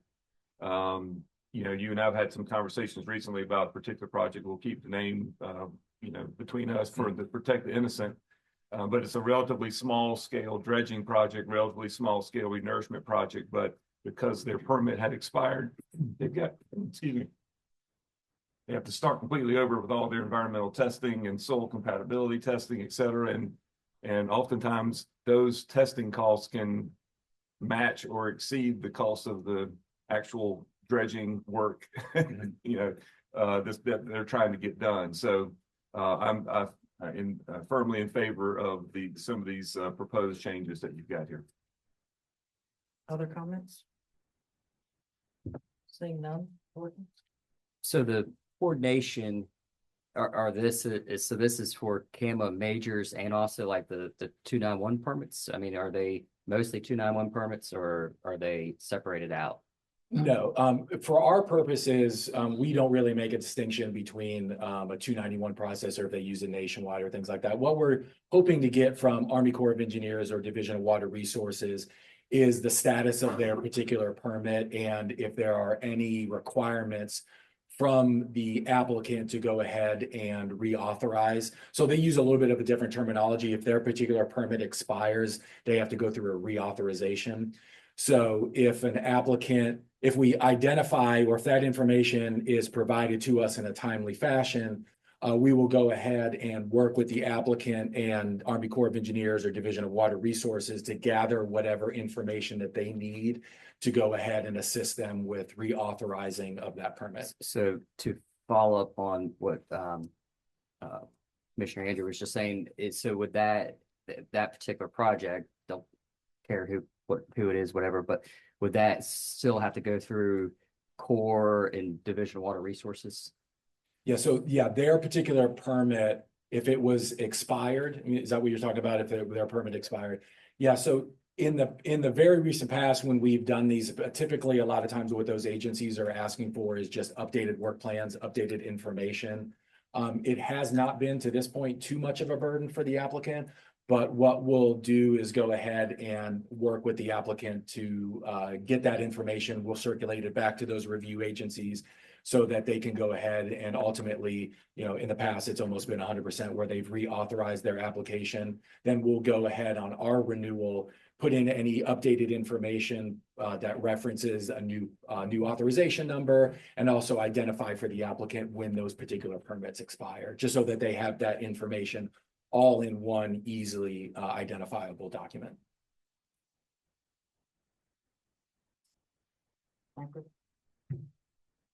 So as you're hearing, this is a very simple, transparent process. Our goal always is to provide the best possible customer service and to make sure that we're protecting the resources and staying within our regulatory statutory authority. So why we bring this to you is we want to not put applicants through the burdens that Commissioner Andrew just mentioned of having to go back through that process, incur all the costs to renew a permit through the entire process. But we also have to be careful that we're not running afoul of our authority. If a permit's expired, we need to be clear what authority do we have to renew an expired permit without going through the full process. And so that's what we're asking for from the Commission. And you've seen it in your material, you've heard from Greg today. is the commission in favor of moving forward with these proposed changes? Steve? I had a couple of questions, and first of all, I wanted to thank you for the presentation. As someone who gets a lot of permits, it's incredibly confusing. So I applaud you guys for trying to keep everything straight, and I would encourage staff to keep coming forward with ideas to expedite, streamline, and simplify the process, both in the review for staff and for the permittee, because it does get overwhelming trying to understand it. And I would encourage you to continue to advance wherever possible, automation and computerization, and just being able to do it. Most permits are applied for online on most all jurisdictions. So I would encourage you to do that. And I'd be willing to listen to any suggestions that staff has to help streamline that and make it more efficient, so it's less burdensome on staff and get through the process. So I would really like to hear those as they come up. Yeah, we will do. And we are currently working with DWR and the Army Corps of Engineers on that renewal process. And the work that we've done right now, we will be incorporating into our e-permit system as well to, to provide that efficiency wherever possible. On your white paper, one of the comments was acceptance of an application and making sure that everything is done so that it can be accepted into the system. And sometimes the reason that it's not accepted is clerical or minor, minuscule things that could be addressed during the review process. And instead, we see a delay from accepting a permit because the address at the Secretary of State happens to be different than the address that was on the application, because an applicant may have changed an address and it hadn't followed up with the Secretary of State, who was closed for 10 days on their website trying to update addresses. So when it's minor clerical things like that, I do think we ought to be able to accept an application and address those during a review process, rather than just kicking it out and saying you're not complete yet, come back later. And that just delays everybody and delays staff. Anything else? No? Is everybody satisfactory with giving staff permission? Let's move on. Do you need a motion for that? What are you comfortable just moving on? Greg? No, what we were looking for is just feedback at this point. If you prefer us to kind of continue to look at these rules and see if there are any particular other areas of this rule that we can go ahead and address and increase efficiencies. One of those particular points was the difference in terminology between an extension and a renewal. Typically, staff has kind of used that interchangeably, but like I said, we wanted to make sure that there weren't any issues with ambiguity with that kind of terminology and us using that interchangeably, and wanted to get the commission's opinion on that particular section as well. So is the commission comfortable with using those interchangeably, or do you want to further define? What is RRC going to want? And that was one of our original questions, overarching. Yep. Lauren? I would say further defining. Okay. Authority access to the renewal or something. Okay. As precise as you could probably get would be the preferred method. And right now, kind of the way it's designed and set up, in some amount of clarity, is that it is, when it talks about renewals, it's talking about maintenance, dredging renewals, and talking about extensions, talking about that typical 2-year. But yeah, we'll definitely go ahead and spell that out much more You need to have clearly. those as subsets and make sure that Yep. they're easily readable and understandable by all concerned parties. Will do. All right. Thank you, Greg. You did a lot of work. Yep. We appreciate it. Thank you. Now it's time for public comment. We have one speaker that signed up, Brian Harris from Buxton Civic Association. Please come up. Yeah, come right to the podium.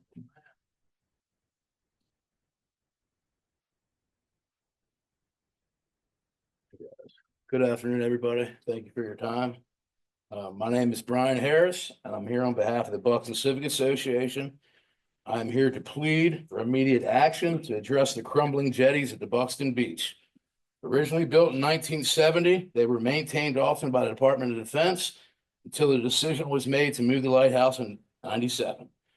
Since 1999, there has been zero preventative maintenance of the jetties.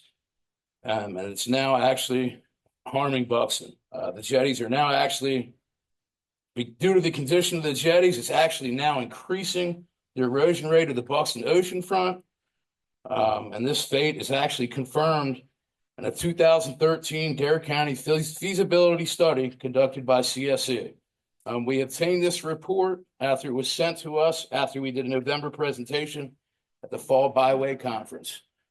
The report notes multiple times the jetties have had significant impact on shoreline stabilization in Buxton. It also points out that if the jetties were to be removed, the entire, It also points out that if the jetties were to be removed, the entire Buxton oceanfront would be lost. We cannot overstate the critical importance of maintaining Highway 12, nor can we overstate the current level of jeopardy we are in Buxton. Losing the Buxton oceanfront affects us far more than just the oceanfront homes and motels. We will lose very access to the island, all the critical utilities, everything south, as long as the continued tax dollars it generates for the state of North Carolina and Dare County. We recognize the current state policies regarding hardened structures. We also know that variants and exceptions in other coastal towns have been made and granted. Buxton is geographically unique. There is no other shoreline where two major currents collide. Consideration must be given to our unique value as America's first national seashore, as a coastal town of historical significance, and home to many generations of people. Without stabilization, the community of Buxton, our tourism-driven economy, and the critical infrastructures are all compromised. It is our understanding that next meeting of this commission will be held in Manio in April. We would invite you guys to all maybe set some time aside, drive 50 miles down, come meet with us, come look at the Buxton oceanfront for yourself. We have done presentations for Dare County Board of Commissioners. We've also done that at the Byway Conference. We would love the opportunity to do that before you in April as well. Thank you for your time. Thank you for all the commitments to the North Carolina coast. And just please help us down in Buxton. Thank you very much. We appreciate it. Yeah. Are there any other speakers that would wish to speak during public comment today? Seeing none.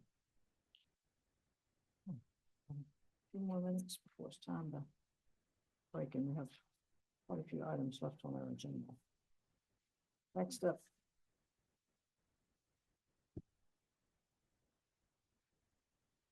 Daniel, however, I'm looking at. We would be better off to take our lunch break. Keep looking at the agenda, seeing if we can work through lunch and get out earlier, but it looks like we have quite a long agenda. Daniel, rather than have you start and stop, I think we'll adjourn for lunch. And it is 12:05. We will reconvene at 1:15.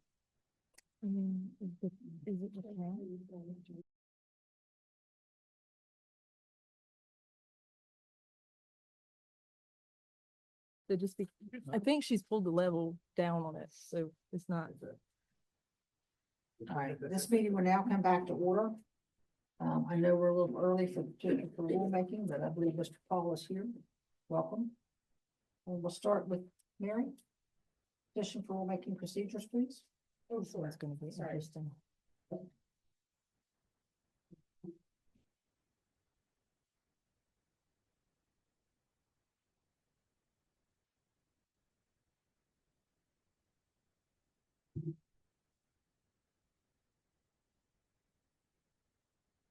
So I had forwarded you all a memo, and the purpose of my memo that was linked to the agenda on site was not to take a position on this particular petition for rulemaking at all.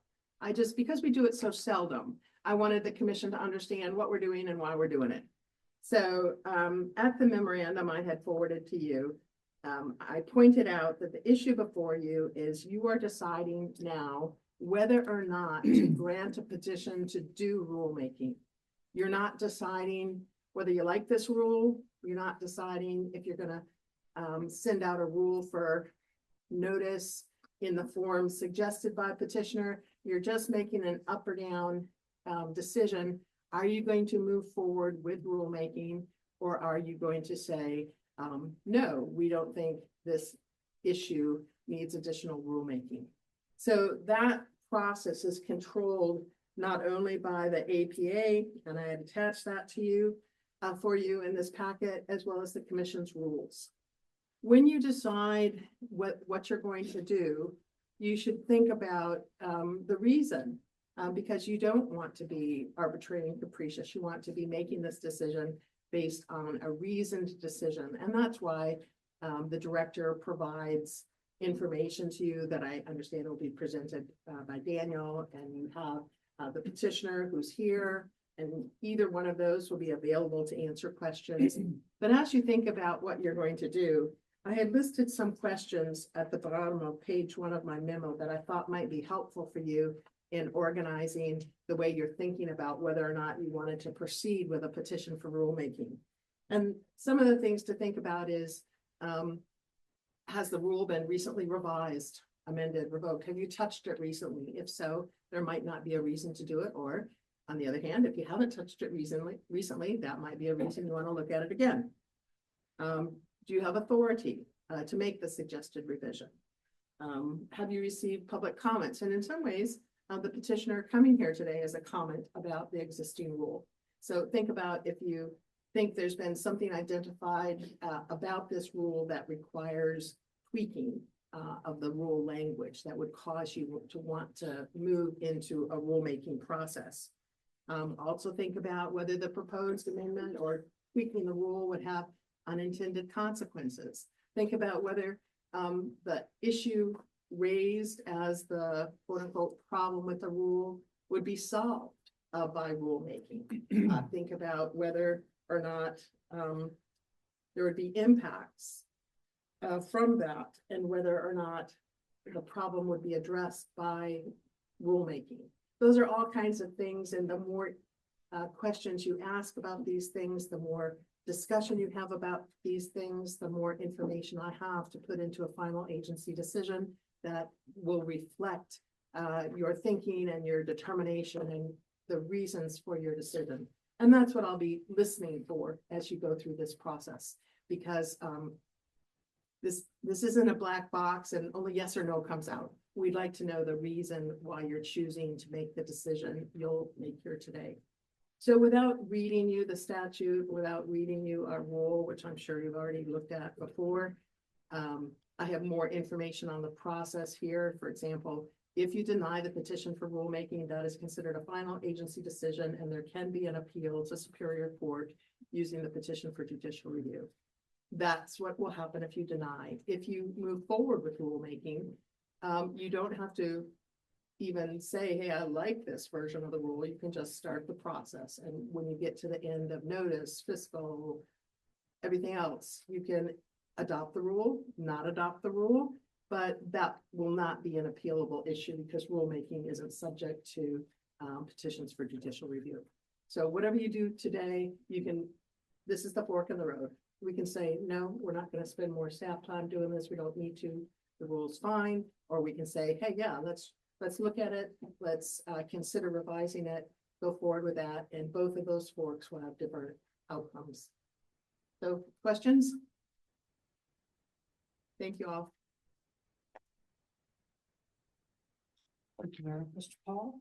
Good afternoon. Good afternoon.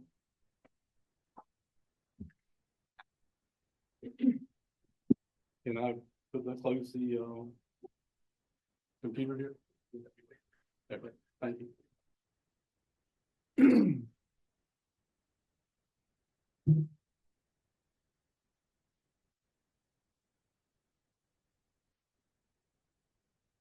Y'all ready? The floor is yours, sir. Okay, Thank thank you. Chairman Cahoon and commission members. The matter before us today is the regulation of ditches. We're not talking about the mosquito control ditches all over Carter County marshes down east. We're talking about ditches dug in the high ground on private property. If you detect a level of frustration from me in the way this petition is structured, you would be correct, and I apologize for that. At the end of this presentation, I will be proposing a new path for your consideration to resolve this. But first, I would like to make these comments. The basic problem is that the Division of Coastal Management over the years has moved away from using terminology that references estuarine waters in public trust areas of environmental concern. They're now applying the term tidal ditch like it is an AEC. This is being done in a manner that greatly expands the CAMA waters jurisdictional determinations. Evidence of this is a correspondence in your packet I was having with the Division of Coastal Management field staff back in November last year. Directly related to the use of the tidal ditch for jurisdictional determinations is the application of the coastal shoreline AEC and its mandatory setbacks. When applied to these ditches, particularly in a farm field, the jurisdictional picture takes on the look of a hay rake. This practice is being conducted on a case-by-case basis. However, on the policy level, this method is effectively rendering potentially hundreds of acres unusable. In addition, applying this tidal ditch criteria hobbles the CAMA agricultural exemption. Farmers are in jeopardy of violating the CAMA when they are maintaining or moving existing farm ditches. This is because the agricultural exemption is contingent upon not disturbing estuarine waters in public trust areas. In your packet, you've been provided an example of the Thomas Borrow Pit. The extent of the CAMA jurisdictional determination on this property is shocking.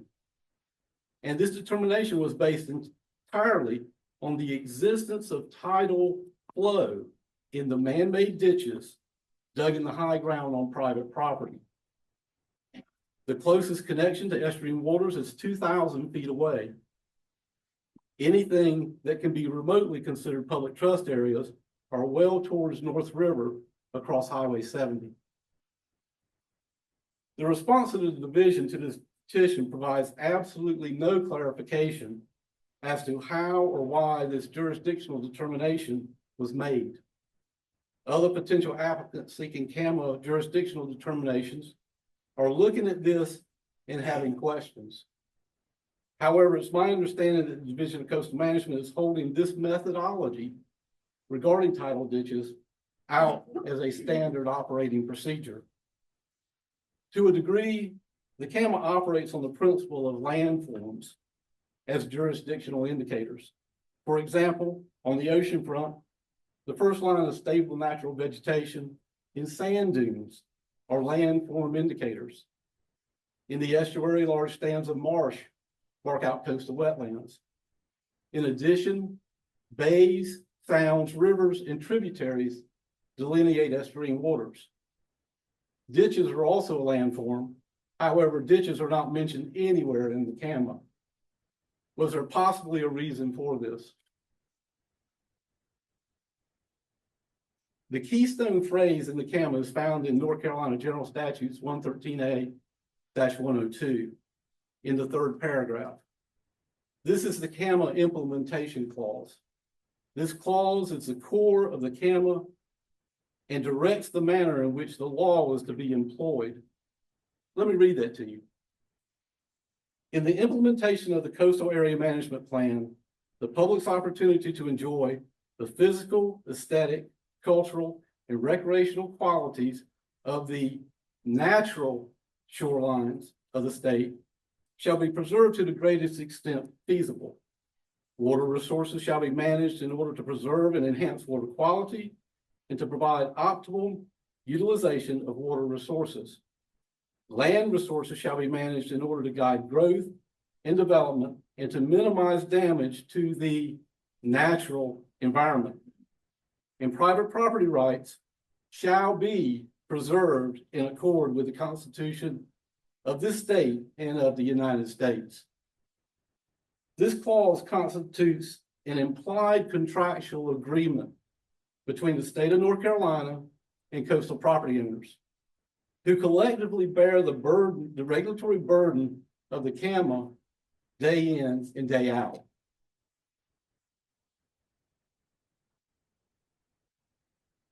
I'm not sure the commission is aware of this practice by the division and the extent of the problems this is causing. But it's obvious this has been going on for a while. I'm of the opinion that the division exercising jurisdiction over man-made ditches dug entirely in the high ground on private property is a practice that needs to be brought to an end. Chairman Cahoon, last week, I discussed this rulemaking petition with the DOJ attorney, Mary. And Mary brought up the idea that this issue may be better pursued by way of a declaratory ruling.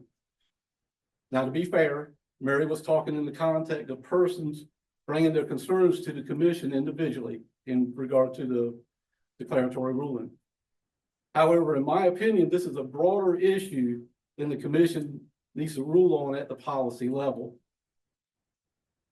I have the paperwork with me today to start that process. I realize that the declaratory ruling is a totally separate process from what we have gathered together today to discuss. So in addition, I also have the paperwork to withdraw the current rulemaking petition and put that to rest. With your permission, can we proceed in that manner? To do a declaratory ruling? If I could. You can withdraw your petition for rulemaking as your choice. And then there's a process for submitting a request for declaratory ruling, which would go to the commission staff at DCO. So Sure. we can take that and log it in and Okay. move forward from the beginning with that. I have copies now. Can I hand them to you and, You can hand them to me, but not the commission, because we log it in, we process it, and as you saw with this, and I would have to check the rules, but I believe there'd be a recommendation from the director on how oh to yeah, proceed. And it's a complete process. Yeah. It's totally So- different from the rulemaking Okay. process. So I understand all that. And certainly I'm not asking anyone to make any type of decision on that. Right. That's set out way in the future right Right. now. So I guess we'll just come back again, as that process goes Right. through.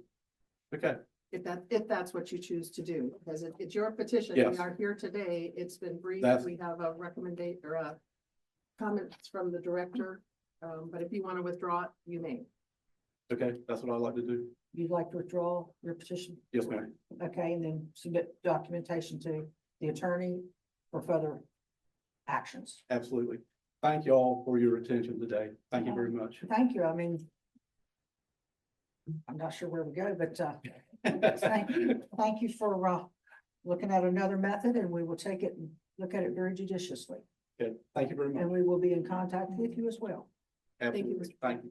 Thank you, Mary. Thank you. Thank you, Mr. Paul. Jordan?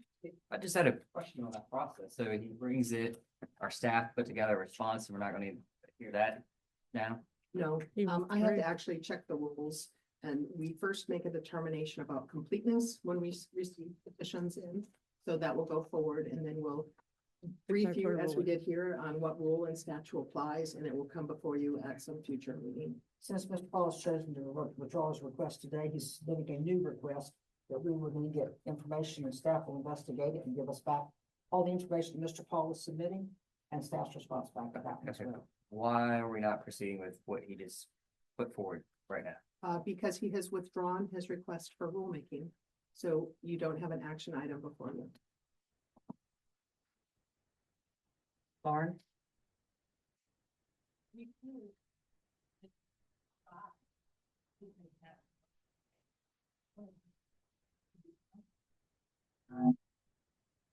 Because you don't have anything before you anymore, because the petitioner has withdrawn their request. So we can't make a motion regarding, Without seeing what's coming forward. You're Just- talking about regarding the petition for rulemaking or declaratory rulemaking? can we not make a motion that clarifies of our own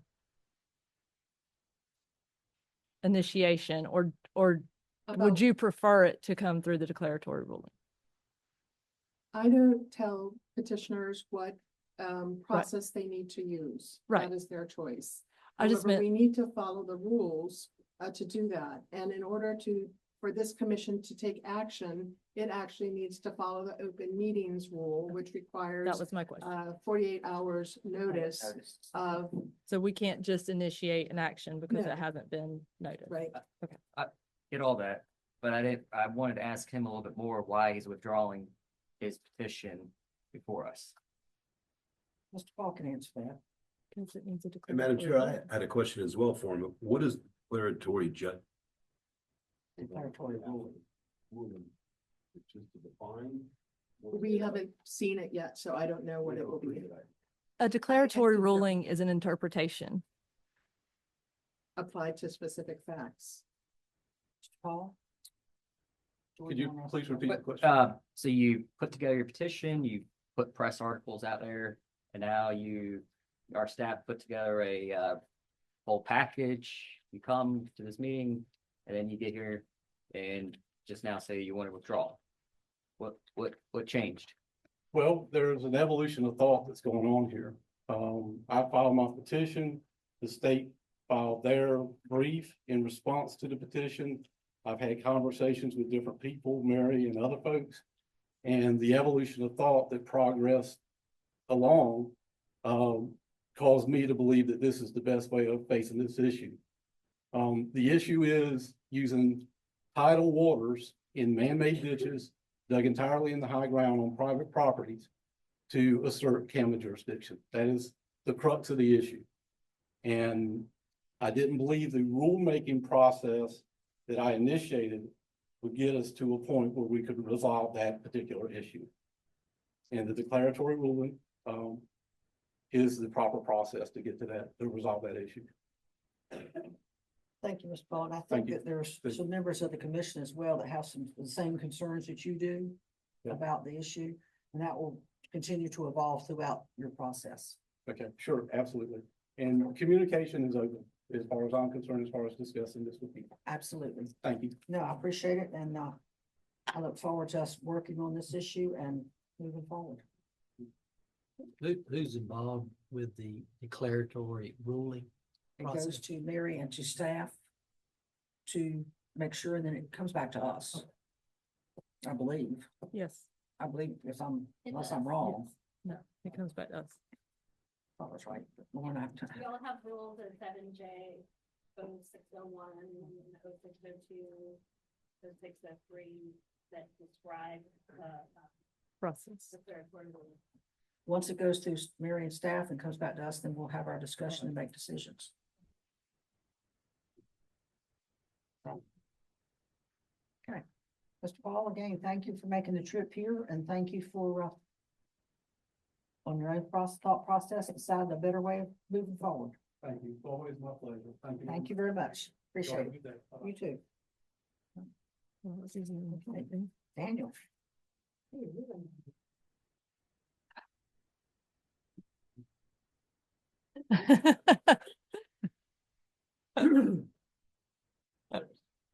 Daniel, we're gonna go back to you for rulemaking. Flip up. Permanent rulemaking, Jockey's Ridge area of environmental concern. Once again, we talk about Jockey's Ridge, Yes, I'm here again. and it's still there. Waiting to be made an AEC.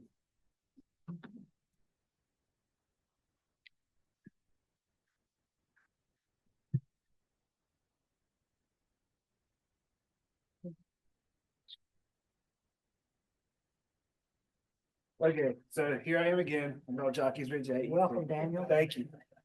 I feel like this is redundant, and I know it is, so bear with me as I go through these slides. You've seen them now 3, 4, 5 times, but Many. as a reminder, we're going through the permanent rulemaking process because during the periodic review, these, designating Jockey's Ridge as an AEC was removed from the code.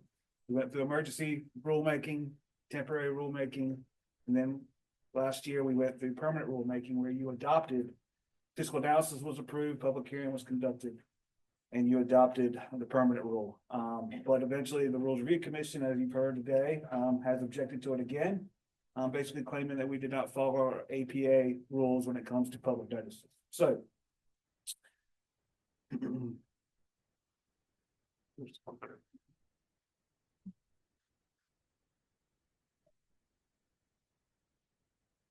Do you want to elaborate a little bit more? On what you know that we don't know about what Rules Review Commission did today? Did today?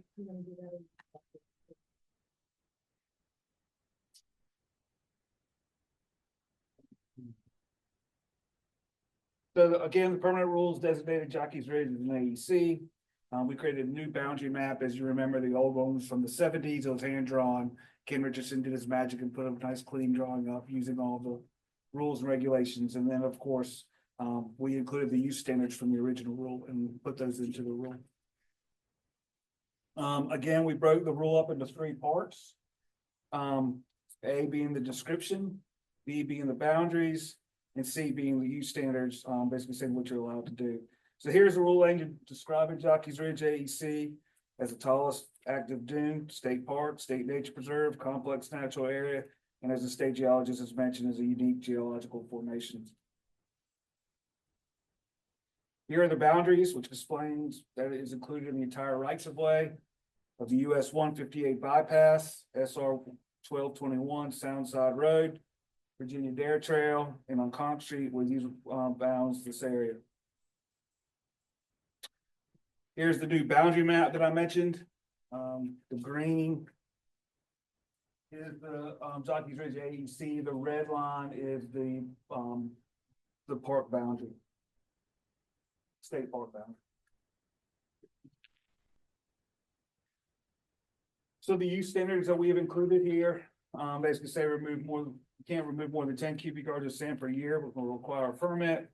All the sand shall be removed per use standard 1 shall be deposited at a location within Jockey's Ridge, basically keep the sand within the system. And any development within Jockey's Ridge should now alter the movement of sand, except when necessary for maintaining a road, commercial structures, access ways, lawn, garden, parkways, or unless it's allowed by Jockey's Ridge State Park Manager Plan. This is one unique thing to this presentation than the past ones, and this is the approach we're taking. Since you have already approved the fiscal analysis that has been conducted, has been submitted to OSBM, and it's been approved. You've also already basically adopted these rules and approved these rules to move forward. So we're still asking to go through the permanent rulemaking process now that we have this APA situation cleaned up. But instead of having to go through the beginning of the rulemaking process through the fiscal analysis, since you've already approved that, we are asking you to reapprove the fiscal analysis and have us move forward to public hearing. Okay, thank you, Daniel. Any questions for Daniel? If not, Gordon? So this rule is the one that we've been working on since April, right? It's identical. Yeah, nothing has changed. Okay. And the other ones we've decided to put on hold that we were starting in April because the notice requirement wasn't of to the Rules Reviews Commission or within compliance of the law. So just a couple questions. The map, and I asked these questions before, I just want to put it out there. The map is the same, right? Yes. Yep. And the map has been shared with the Park Service folks and they are happy with it. Absolutely. Perfect. Yeah, and that's just really my comments. Then a motion will be in order to send the fiscal analysis and rules to public hearing. I'll make a motion to do that. Motion by Commissioner Hennessy. Is there a second? I want to second that. Seconded by Commissioner Baldwin. Any further discussion? Not all in favor? All opposed? It is unanimous. Thank you all for working in this and so if we can move forward. Our Fingers goal is crossed. to be positive and move forward.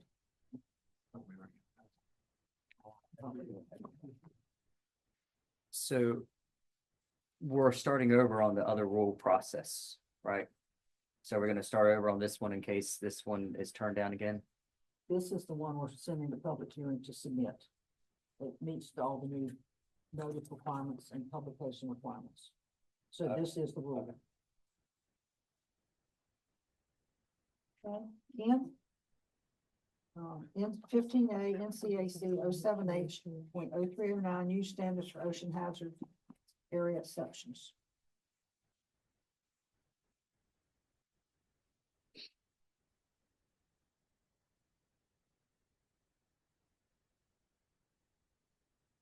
Good afternoon, members of the commission. Just for the record, my name is Ken Richardson, Division of Coastal Management. So this is a rule where we certainly have had several property owners following this process.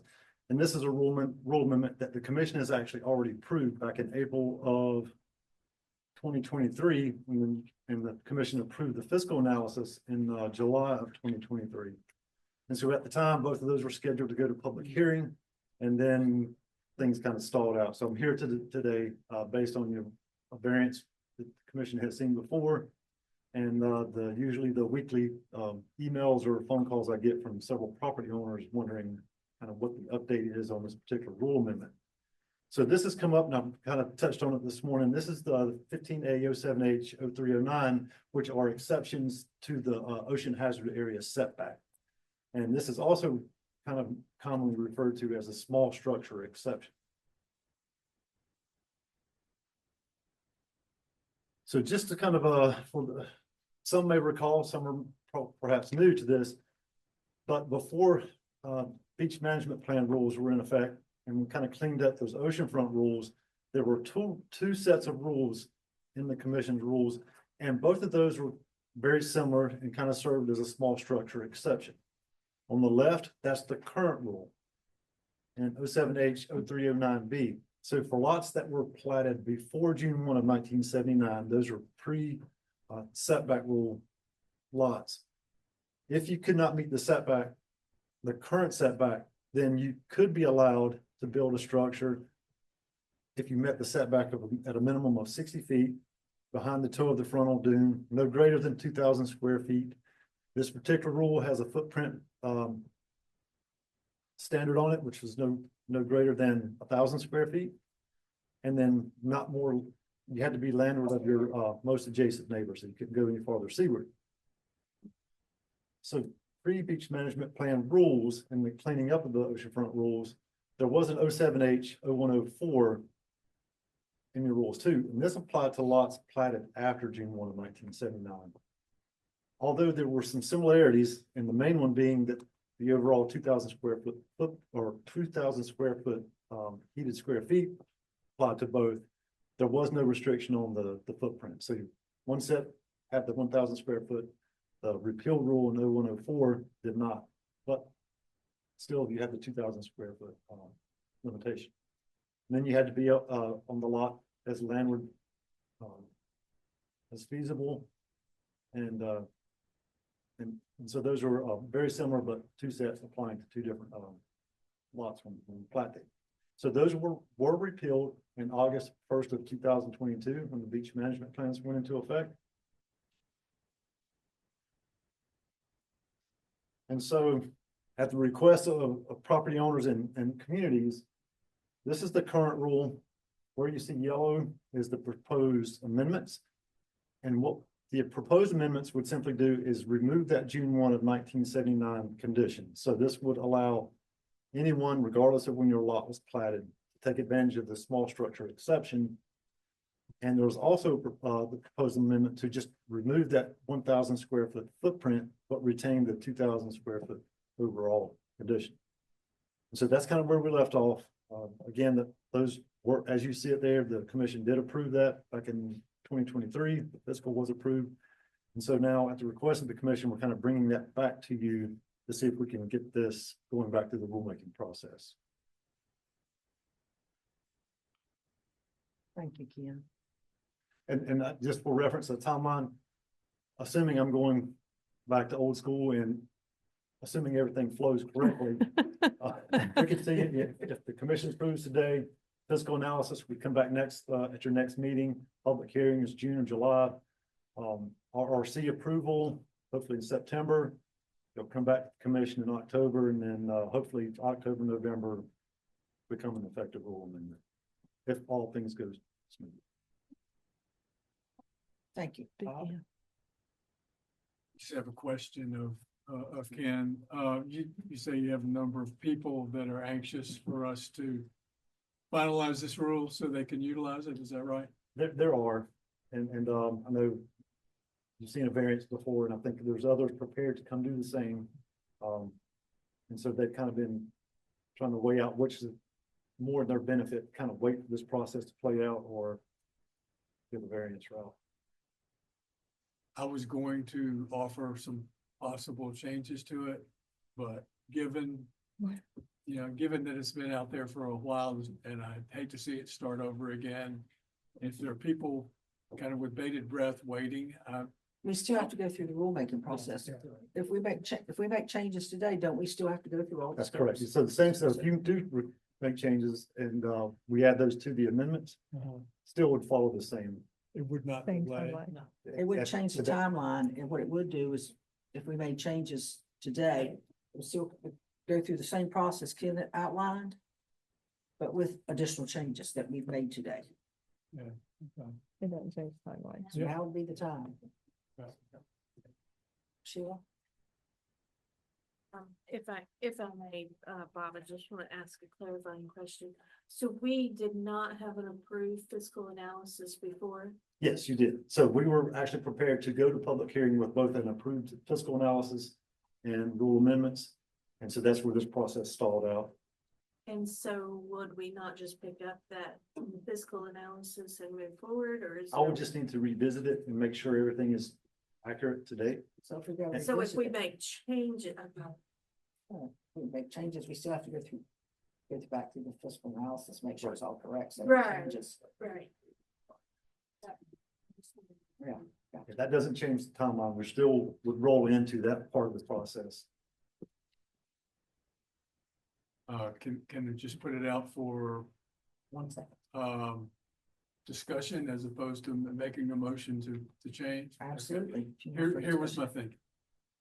That when we back in the 80s, when they adopted the 2,000 square foot exception, beach houses were smaller than they are today. And 2,000 square feet relative to the houses being built today is way smaller than houses that are being built today. I understand why, because it can't meet the setback, is that the property's at risk, and all that. I was wondering though, if we could retain the 1,000 square foot footprint, but allow a 2,500 square foot structure, assuming they could meet local ordinances for height and all that. Allow them to have more, more square footage, but keep the footprint that we currently propose to get rid of. That's just what occurred to me, and I apologize to everybody for not having thought of this earlier in the process. Steve? I just had a question. How would this rule, if it was in effect today, have affected the lady yesterday on her variance, where we told her she couldn't go more than 1,000 square feet? She was gonna be at 60 feet or greater. Could she have then done, if this had been in effect? She could have gone 2,000 square feet on a footprint?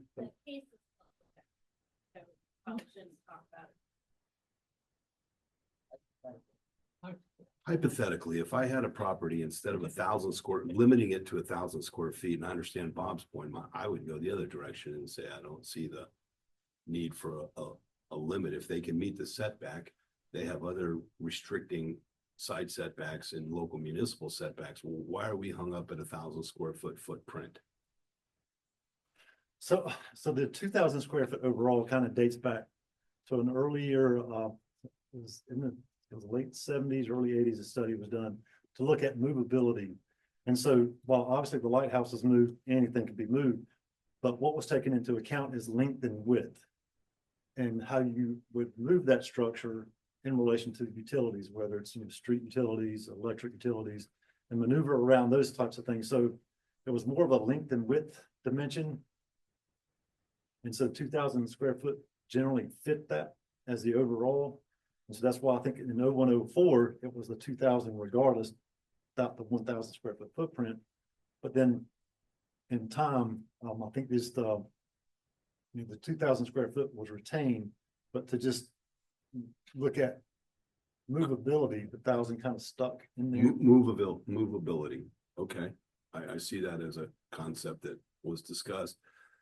As a private property rights person, my feeling is if you should allow someone to build what they want to build, as long as they don't exceed the setbacks that are placed upon them, whether it's an oceanward setback or adjacent to their, no closer than their neighbor, or what might be put on them by a municipality or other jurisdiction as far as side setbacks and front setbacks. But for us to arbitrarily pick 1,000 or 2,000 square feet, or even total square footage, I don't think that's the position for, that's. So one of the things that you have to think about too, is this rule would apply to any portion of the shoreline, regardless if your erosion rate is 2 feet per year or 20 feet per year. So rather than, so this is a form of regulatory relief. So without the small structure exception, then you would, so if you had an erosion rate that was 10 feet per year, you would have to meet 10 times 30 to get that basic setback. Whereas if you're willing to do a smaller structure, you can take advantage of this exception in the setback. So it's one of those balancing acts, and it kind of goes back to this morning's discussion when you've got, it's not the property owner only that's affected. You've got your neighbors, you've got the beachgoers, you've got all. But if it's the erosion rate, shouldn't we be more concerned about anything being in that erosion rate, whether it's 1,000 square feet or 5,000 square feet? If it's the erosion rate we're worried about, I don't see the concern of square footage. I think if they can be landward of the required erosion rate, people should be able to do. Right, and they can. So if you can meet the setback, you can build whatever you want to build in accordance with the commission's rules and local ordinances. This is an exception for This those is an people that exception. can't meet the setback. Yep. That's what this is for. It's not for those that can, regardless of the erosion rate. Bob? Yeah, I was just, that's exactly what I was gonna say, and we're contemplating this exception, not just for somebody with a low erosion rate, but this gives relief to people who can't meet the setback, which would preclude them from building a house at all. And keeping in mind they can't meet the setback for a reason, and that's because of the erosion rate that the ocean is moving toward their house. I understand why there's a square footage limit, because in the absence of any other action taken, that the ocean is either going to move at 2 feet, 3 feet, 5 feet on average, eventually to the house. That's why I think limiting the footprint makes sense, because they can't meet the setback. But there's still a minimum setback, right, of 60 feet. Yeah. Or there is a minimum setback, or to the most practical amount, to the extent practicable, which does allow the flexibility of there. But they still have setback. They still have setback, may not even need 60 feet. But it could pop, Well, Do we have any data then of they what can adjust it. we've done in the last few years of what has been the setbacks for what we've allowed under this current rule? I'm sorry, repeat your question. Do we have any data of what we have allowed under this current rule to be built that was less than 60 feet? So that's actually a very good question. And I have to go back to the fiscal to see if that's included in there. But one of the issues that we encountered with having those two rules together was oftentimes there was confusion between the two, and there was some questioning around which one was applied and if they were applied appropriately. And so that's kind of what led to ultimately that 070104 being repealed, is to take out that confusion and the questioning as to whether or not which rule was actually applied. So we just follow up, so we don't have any data.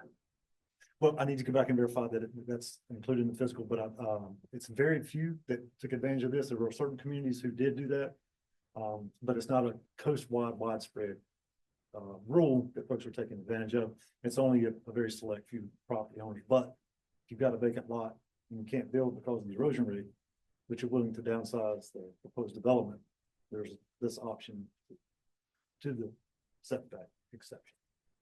I think it's important to limit the size.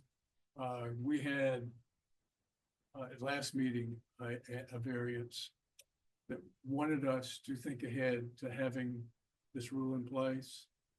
And they had a 13-foot erosion rate.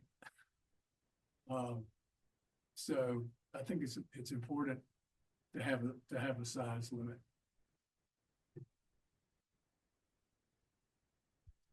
DR? If the rationale for having a 2,000 square foot house is that it be, say, a 40 by 50 foot footprint that can be moved down the road, then it doesn't make sense to me to not be able to have a 2-story house. So You can, You can. you can have a two-story house. a 2,000 square foot footprint with a 2-story house, why can't you have a 4,000 square foot Oh, house? okay. So if that's the rationale, then I'd go with a 4,000 square foot, which maybe takes care of your, No, I You wouldn't know, want to go there. you wouldn't want to go that high. I agree with what you're saying. It's But- also but if- utilities, moving it, the height. of And, the and so you have to power keep in line. mind, when these rules were in effect, it was not Well, common if to you see go with a 4,000 and 1,000 5,000 square square foot, you foot got structures. 2 These were more of the smaller beach cottages. So when these rules were in effect. And so as, the CRC recognized that single family homes were becoming bigger and bigger and bigger back in 2009 when we did the graduated setbacks. I guess the concept of having those houses so large during this time just wasn't on the radar so much of the commission. Whereas now we know very large structures being built on the ocean front. So you just say no development because of the erosion rate, or do you make exceptions to kind of do that balancing act that we talked about this morning, where folks do have the option to build something if the current erosion rate setback will not allow them to do that. I think there needs to be some sort of setback, obviously. I think everybody agrees to that. And I think we kind of agreed that there needs to be some sort of regulation on size too.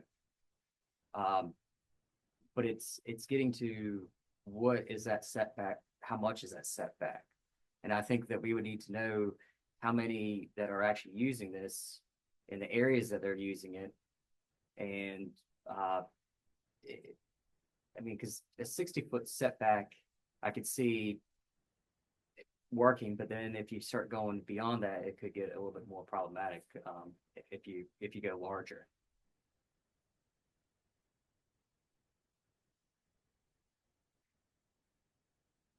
Does the commission wish to go in any direction with this, or does the commission wish to make any changes with what Ken has presented?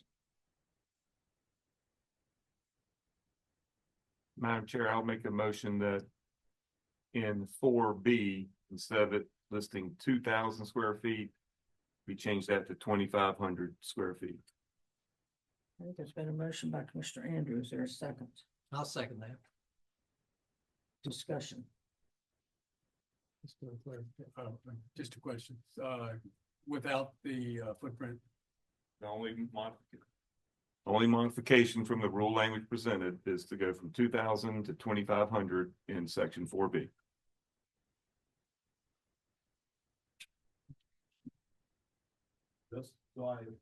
My math correctly, theoretically, if they could fit 2,500 square foot footprint and meet those minimum setbacks, that's one way, or they could go 1,800 and 600 on top or whatever, as long as the total isn't over 2,500. Is that the intent? Sure.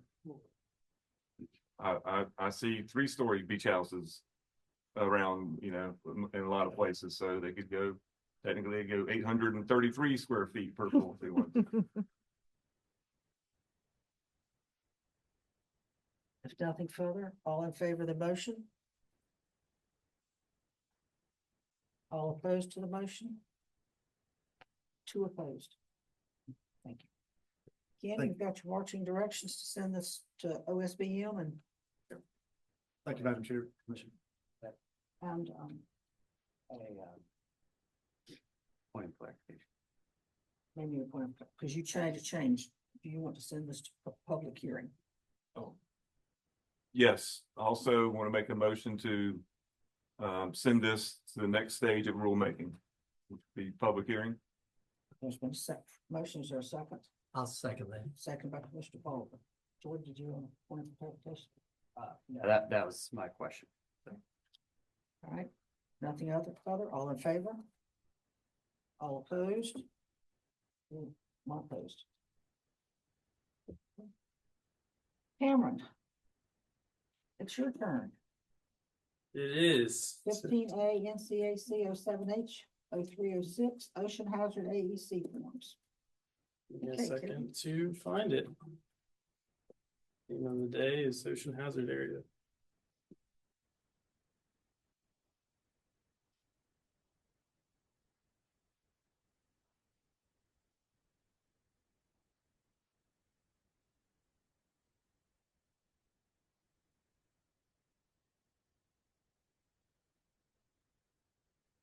Afternoon, Madam Chair, members of the commission. My name's Cameron Luck, and I'm here to present the staff review.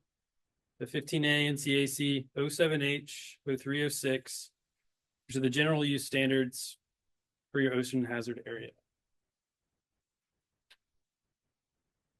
As a quick review, at your last CRC meeting, there's some discussion on whether or not portions of the current ocean hazard area rule are still being utilized or enforced as they are written. Following that discussion, staff were directed to review 0306 to identify any areas that require attention. Two sections in particular were identified, including a 7H 0306E and G, which we'll be discussing in more detail here today. We've talked a decent amount on the background of the OHA, so I won't spend much time here, but this quick background was established under section 0300, accordance with CAMA. It includes 4 AECs, the ocean erodible area, inlet hazard area, and vegetated beach area, the state ports inlet management area. 0306 provides staff with general use standards for determining permittability of proposed development within these 4 AECs. These standards include everything from oceanfront setbacks, which we just talked quite a bit about, to permitting requirements that are utilized by staff during the permitting process in these areas. Let's start. Oh, and before we go on, I wanted to include the objective of 0306, which is to regulate development within the OHA AECs to ensure any activity or development being proposed aligns with the safety and environmental preservation standards of the CAMA. All right, let's start with 0306E. This section requires property owners to acknowledge they are aware of the risks that come with building within the OHA. This acknowledgement must be written to DCM and should include language that property owner understands the liabilities and that the CRC does not guarantee the development's safety. Currently, this acknowledgement is accomplished through the ocean hazard AEC notice form, which staff provide to the property owner during the permit application period. I wanted to show you guys, it's hard to see, but it's a front and back document that's accessible to you. The form provides the property owner with information specific to their shoreline, including floodwater depths, shoreline movement, current erosion rates, along with preferred protection measures that can be taken should the property become threatened. On the back of the form, which is on the right, is a brief one-page guide for development along the ocean front that can be reviewed by the property owner if interested. This is also the only form that must be reviewed and signed by the property owner, not the agent or other representing party. In general, the form is a convenient, simplified document that provides educational information directly into the hands of those considering development in the OHA, while also meeting the current requirements of 0306E. Additionally, and it's worth noting, there's currently no coastal hazards real estate disclosure requirement for buyers. So this form may be the only document required to be signed by the owner acknowledging the coastal hazards present. However, the form has not been updated for content since, I believe, 2010 and could use some revision. We'll go ahead and move on to G. So 0306G is a permit condition requirement. This is language from this rule is actually included on the form as well. The requirement is specific to the removal and relocation of imminently threatened structures. This language, like I said, is based on 0306G, which requires a condition to be placed on permits issued within the OHA that details this requirement. Of the 2 sections being reviewed by staff, 0306G is of particular interest since it is not often applied or enforced. In general, the infrequency of the use of this is actually a product of the various other solutions available to property owners interested in protecting their property. These include shoreline recovery, both through natural processes, which albeit are rare, do exist in some locations, and beach renourishment. but also through the placement, successful placement of temporary erosion control structures such as sandbags, assuming they successfully accrete sand and lead to the structure no longer being considered imminently threatened. There was an error in the memo that I wanted to address here that stated the act of placing sandbags pauses a requirement for removal or relocation of the structure. Placement of sandbags does not guarantee a structure is no longer considered threatened, but instead offers immediate protection to the property owner with the opportunity to explore other options, including renourishment or structure relocation. Even still, or even though this is not a commonly utilized rule, it's an important rule that would operate as a tool in our toolbox in the event that all other options no longer exist. Go ahead and cover both of these together. It's an overview. Staff believe both 0306E and G are important sections of 0306 and should be retained. The 306E is important because it provides an effective educational mechanism to property owners and gives DCM written documentation that the owner acknowledged the risks of the development in an OHA. Staff's recommendation at this time is for the document to be updated to more accurately reflect current rule, but believe the rule should remain. 0306G is important because it provides DCM with a useful enforcement tool. Like I said, when all other options for protecting an eminently threatened structure are exhausted, it's not frequently utilized when it's needed. Staff believe it should be available. Therefore, we don't recommend substantive change to 0306. You may have noticed in the submitted staff memo, a technical change is being proposed that requires your attention. Sometime between when the memo was submitted and this presentation was put together, we actually noted a second technical change that needs to occur as well, but we'll start with the first one.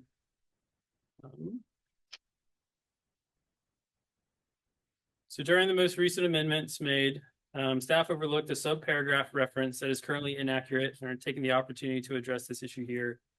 Qualifies as a technical change. The highlighted portion is the correct citation and should replace the currently incorrect citation. Let's see here. The second technical change is actually in 0306G. There's an inaccurate citation, as you can see here, that we've corrected with the highlighted portion. For both these technical changes, in order to implement the CRC, must make and approve a motion to do so. Staff would then submit the change to the Office of OAH or Office of Administrative Hearing for history note and update. Questions? Questions for Cameron? Does anybody have any problems or questions about substantial changes, or do you disagree with any of staff's presentation? Or recommendation, I should say. Carl? I've got a question. A homeowner wants to sign this form and get the permit. How does that information get passed to subsequent owners of that property? So my understanding is it does not. It is not passed along. It is part of the permit application. If the new property owner wanted to reach out and ask for that application, which we maintain in now digital form, essentially, and they would be able to find it there, but is not publicly disclosed to them during the transaction. Madam Chair.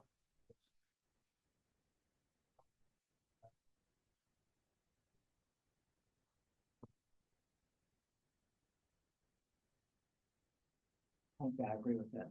And I'm seeing some heads nodding as well, too. Is everybody in agreement with that? So if we.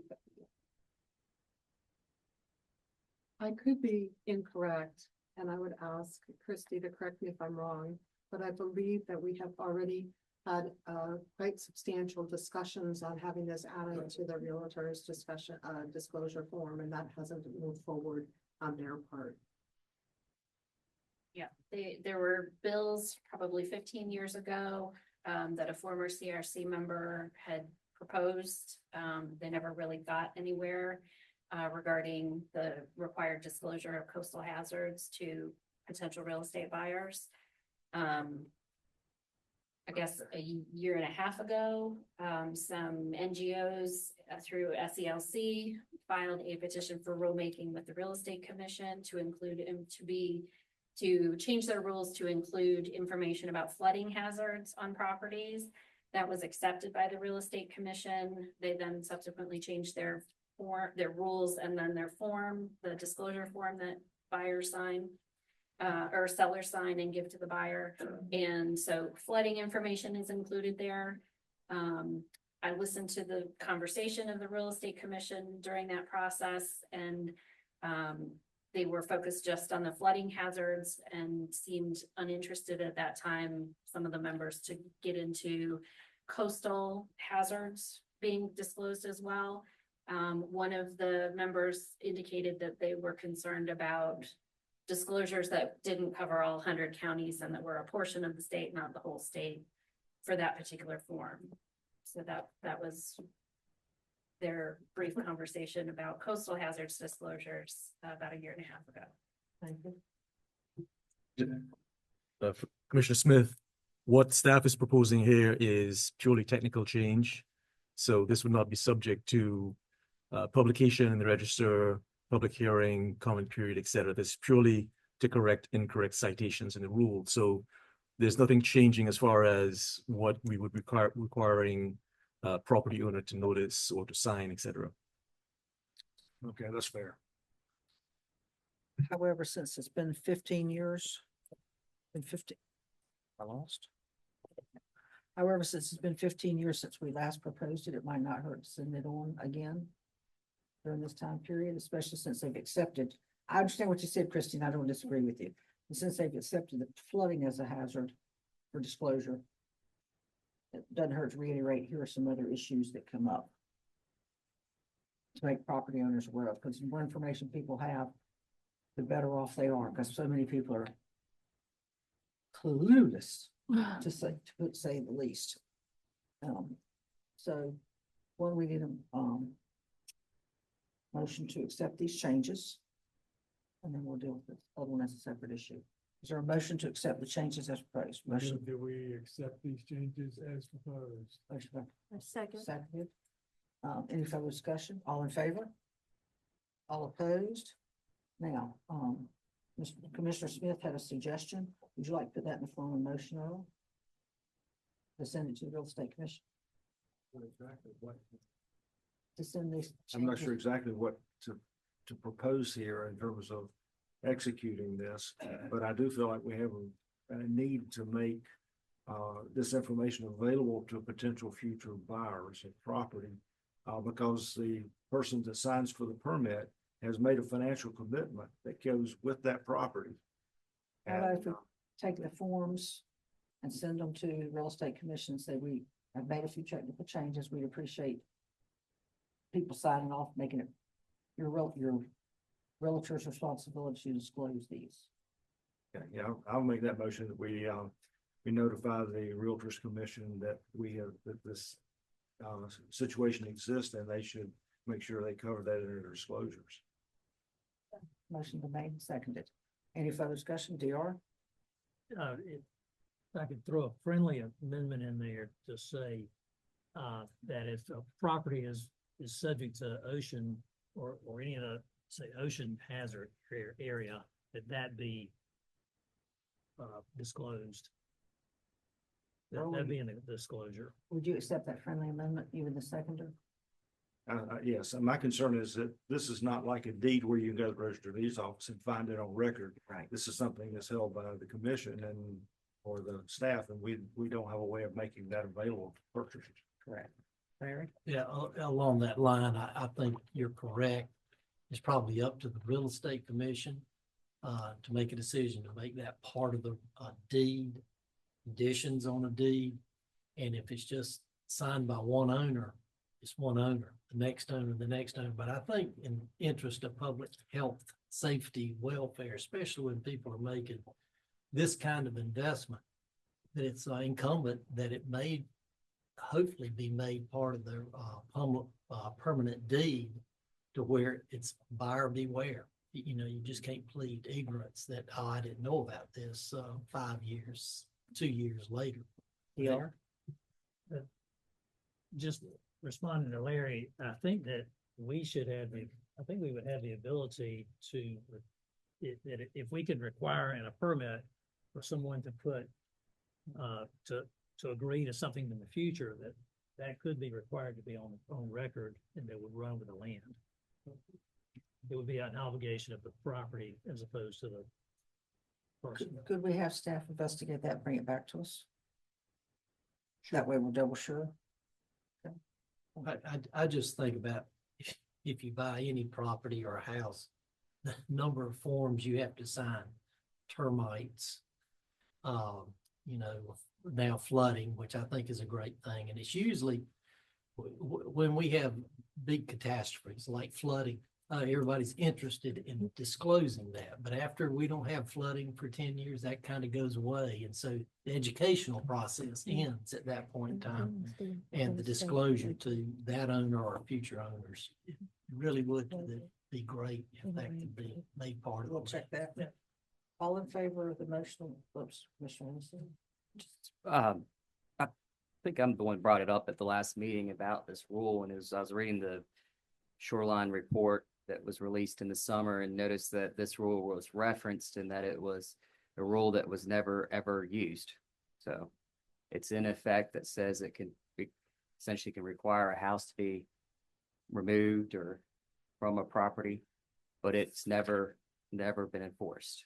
So I mean, Removal of houses are very, well, and I get it. It's a political issue and I mean, private property rights and just pointing that out. So, all I mean, in we can favor- make we can make this requirement, but it's something that we've never ever required to be done. all in favor of the motion? All opposed? Unanimous, Angela. Thank you all. Next up, Rachel. Periodic review, land use planning. This is starting on our periodic review, I believe, right?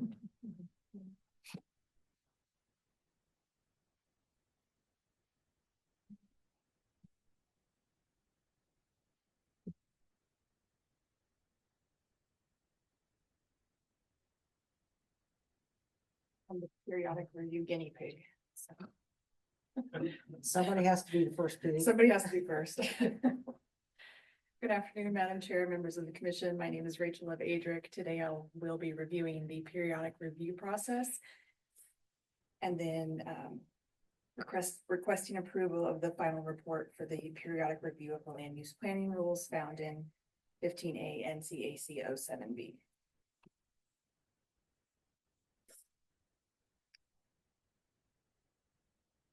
So the periodic review process begins by agencies reviewing their existing rules and determining if those rules are necessary or unnecessary. An unnecessary rule is something that agency would find obsolete, redundant, or otherwise not needed.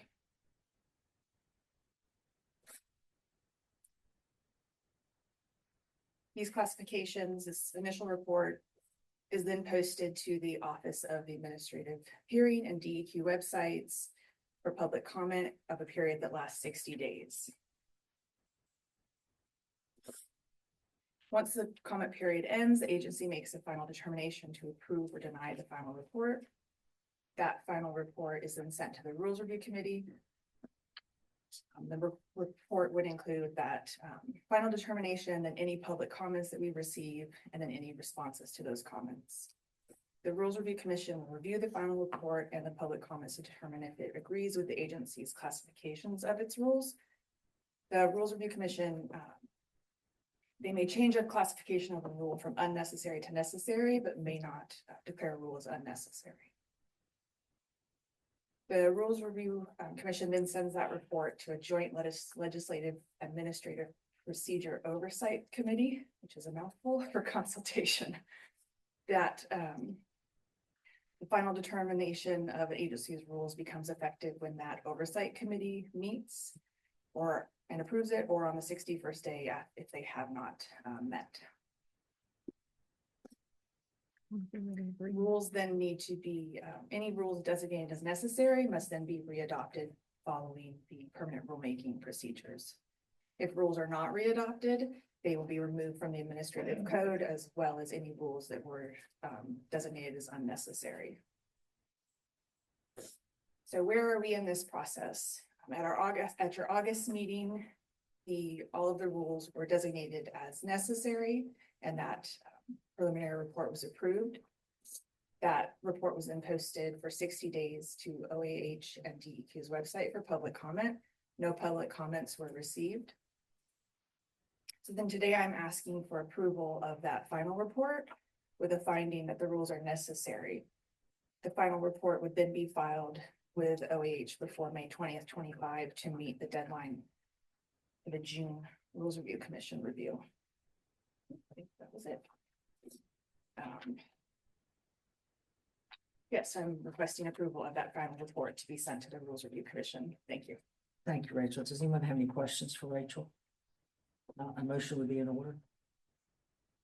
Madam Chair, I move that, we, move the final report forward and so that we need to do Your statements.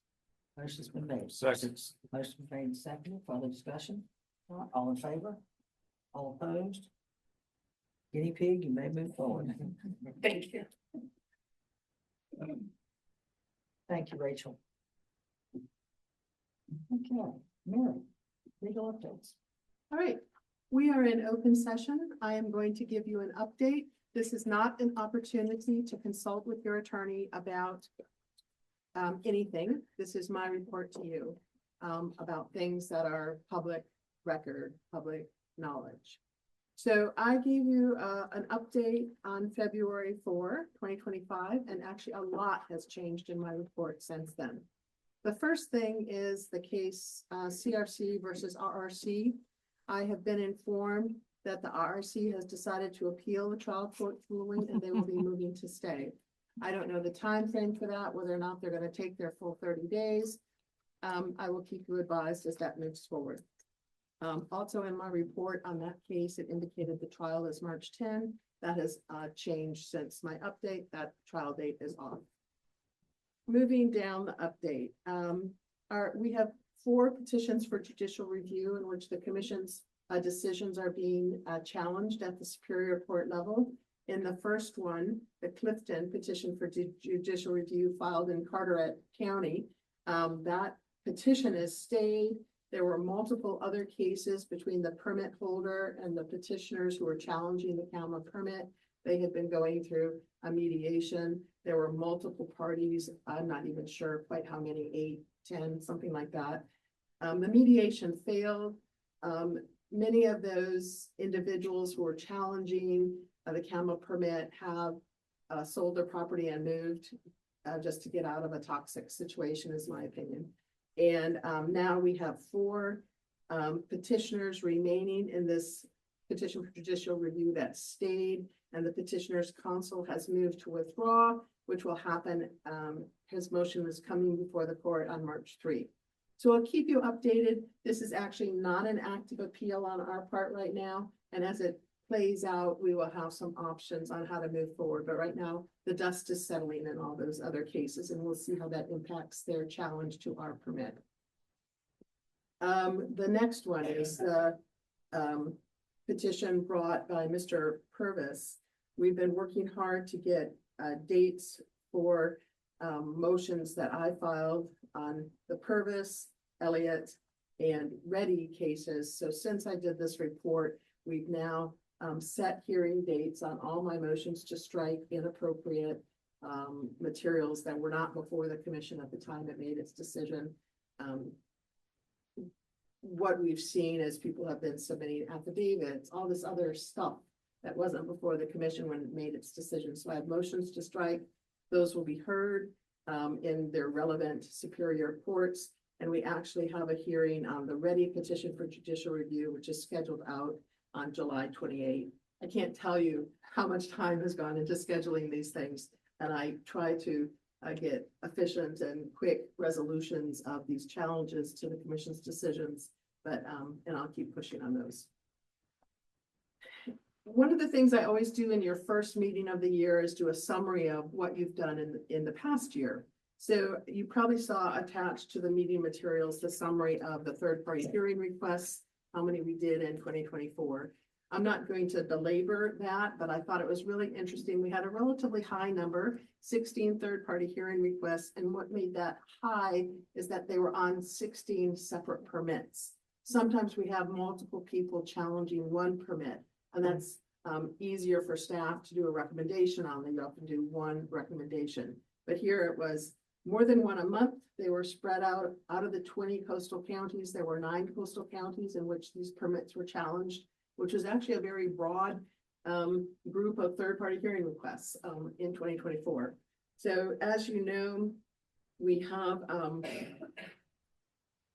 had grants of third-party hearing requests filed at OAH, none of those, and there were 3, I believe, in 2024. None of those moved forward. One person that was granted the right to go to OAH did not actually file a petition. Somebody else filed a petition and then did not do anything further, and the ALJ dismissed that case. And most recently, we had something that was actually teed up for a hearing at the Office of Administrative Hearings that went into mediation, didn't resolve. They wanted more time, so petitioners filed a motion to voluntarily dismiss their petition, which under our rules gives them a year to refile. But very recently, they actually went back and dismissed it with prejudice. So that one's gone for good now. So we don't have anything right now in the Office of Administrative Hearings.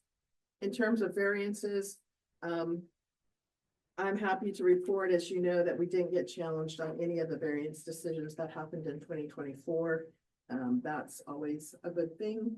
And I think in part that's because, as you can see from the stats, you granted some, others were withdrawn as staff worked with petitioners to try to resolve things or educate them about what was possible and what wasn't.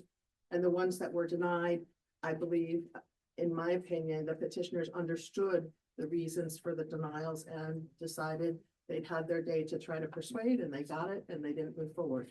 So that was a good thing. A good result, in my opinion.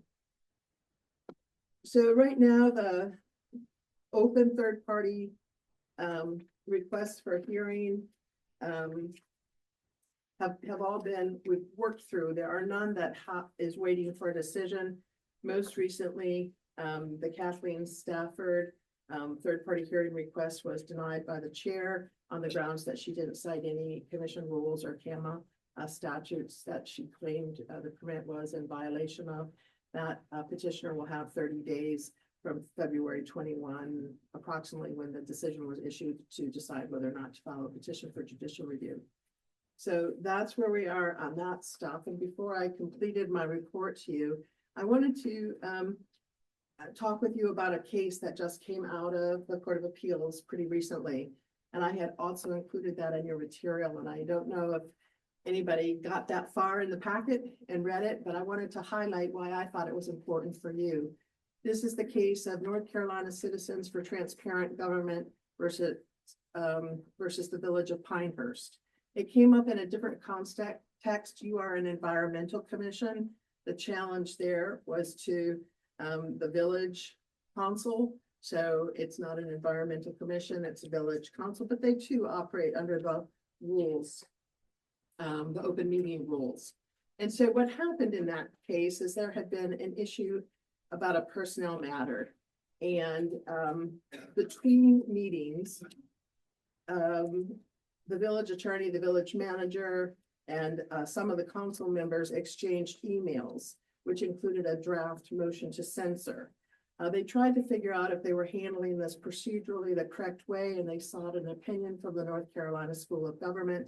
And they were advised that it would be hard for 3 members of the council discussing town business via email to be simultaneous in their communication. And that was the focus of a lot of the case. So the thing is, are you meeting simultaneously to discuss the commission's business? Now, the challenger to the commission's actions, the council's actions, pointed out that you can have a non-simultaneous meeting.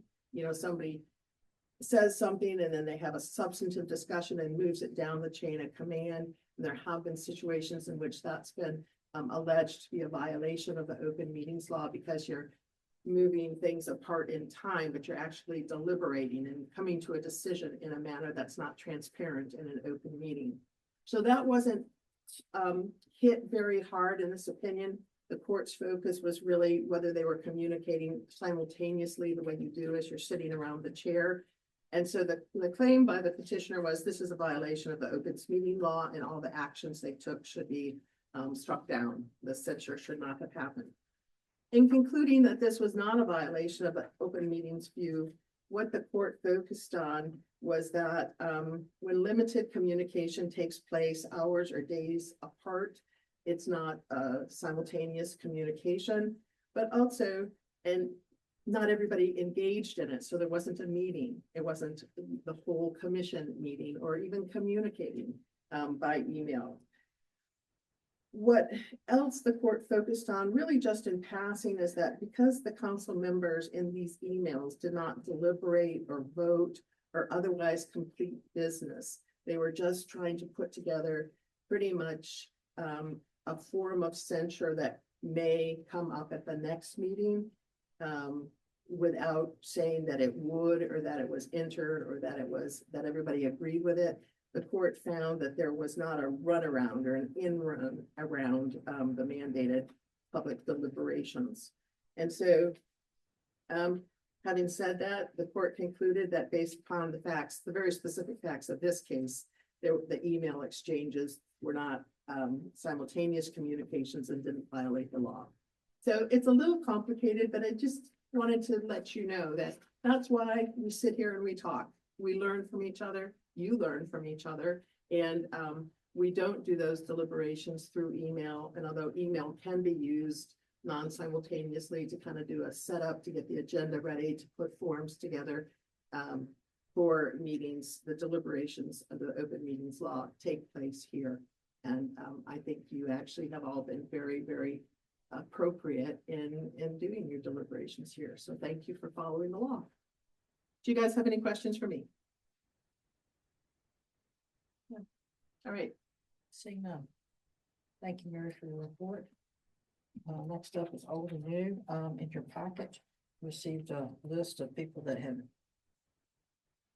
asked to be reappointed to the CRAC, as well as 4 new nominations that have been received. This is one of the few times I can truly remember that there's the total number equals 20.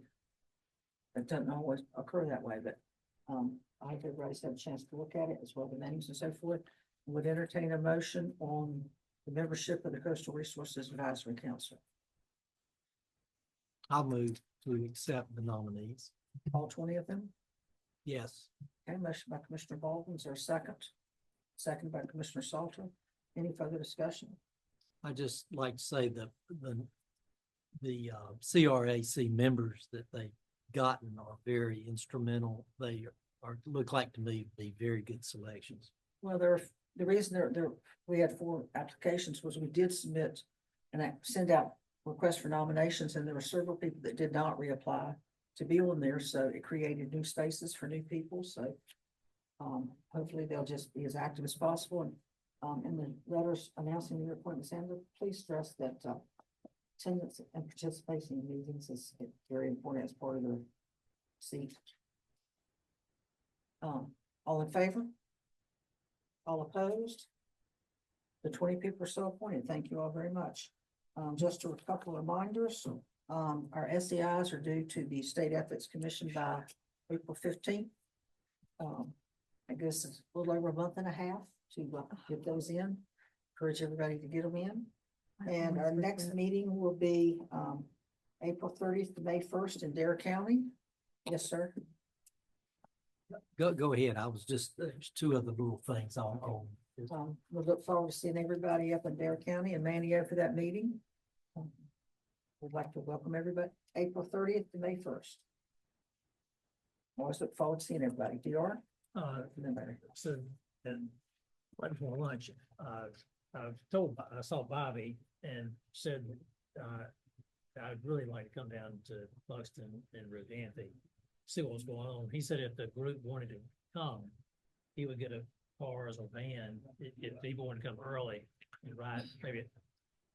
You didn't say a time, but that Wednesday morning, he get a group together, go down and come back. Okay. If we wanted. to do that. Okay, if anybody wants to do that possible meeting on Wednesday morning, please let Angela or Angela know. And then we'll work with Bobby to set it up. To make sure that there's adequate space, and I'm sure there can be adequate space for everybody. Gordon, wait a minute, Larry, I can't put him off one more time. Well, since the chair is doing such a good job of getting us out on time, I thought I'd burn up a little more of your time. DR's suggestion, Commissioner, it was, that was the same thought I had. There's so much talk about Buxton, the public comment today.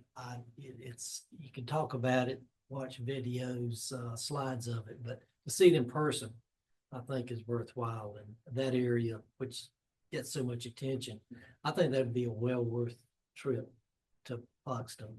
The other item that was sort of a question, I don't know if I missed it, but we had a lot of talk over the last couple of years, especially on aquaculture, being development or non-development. And I think I saw somewhere where the General Assembly and Taker, could you?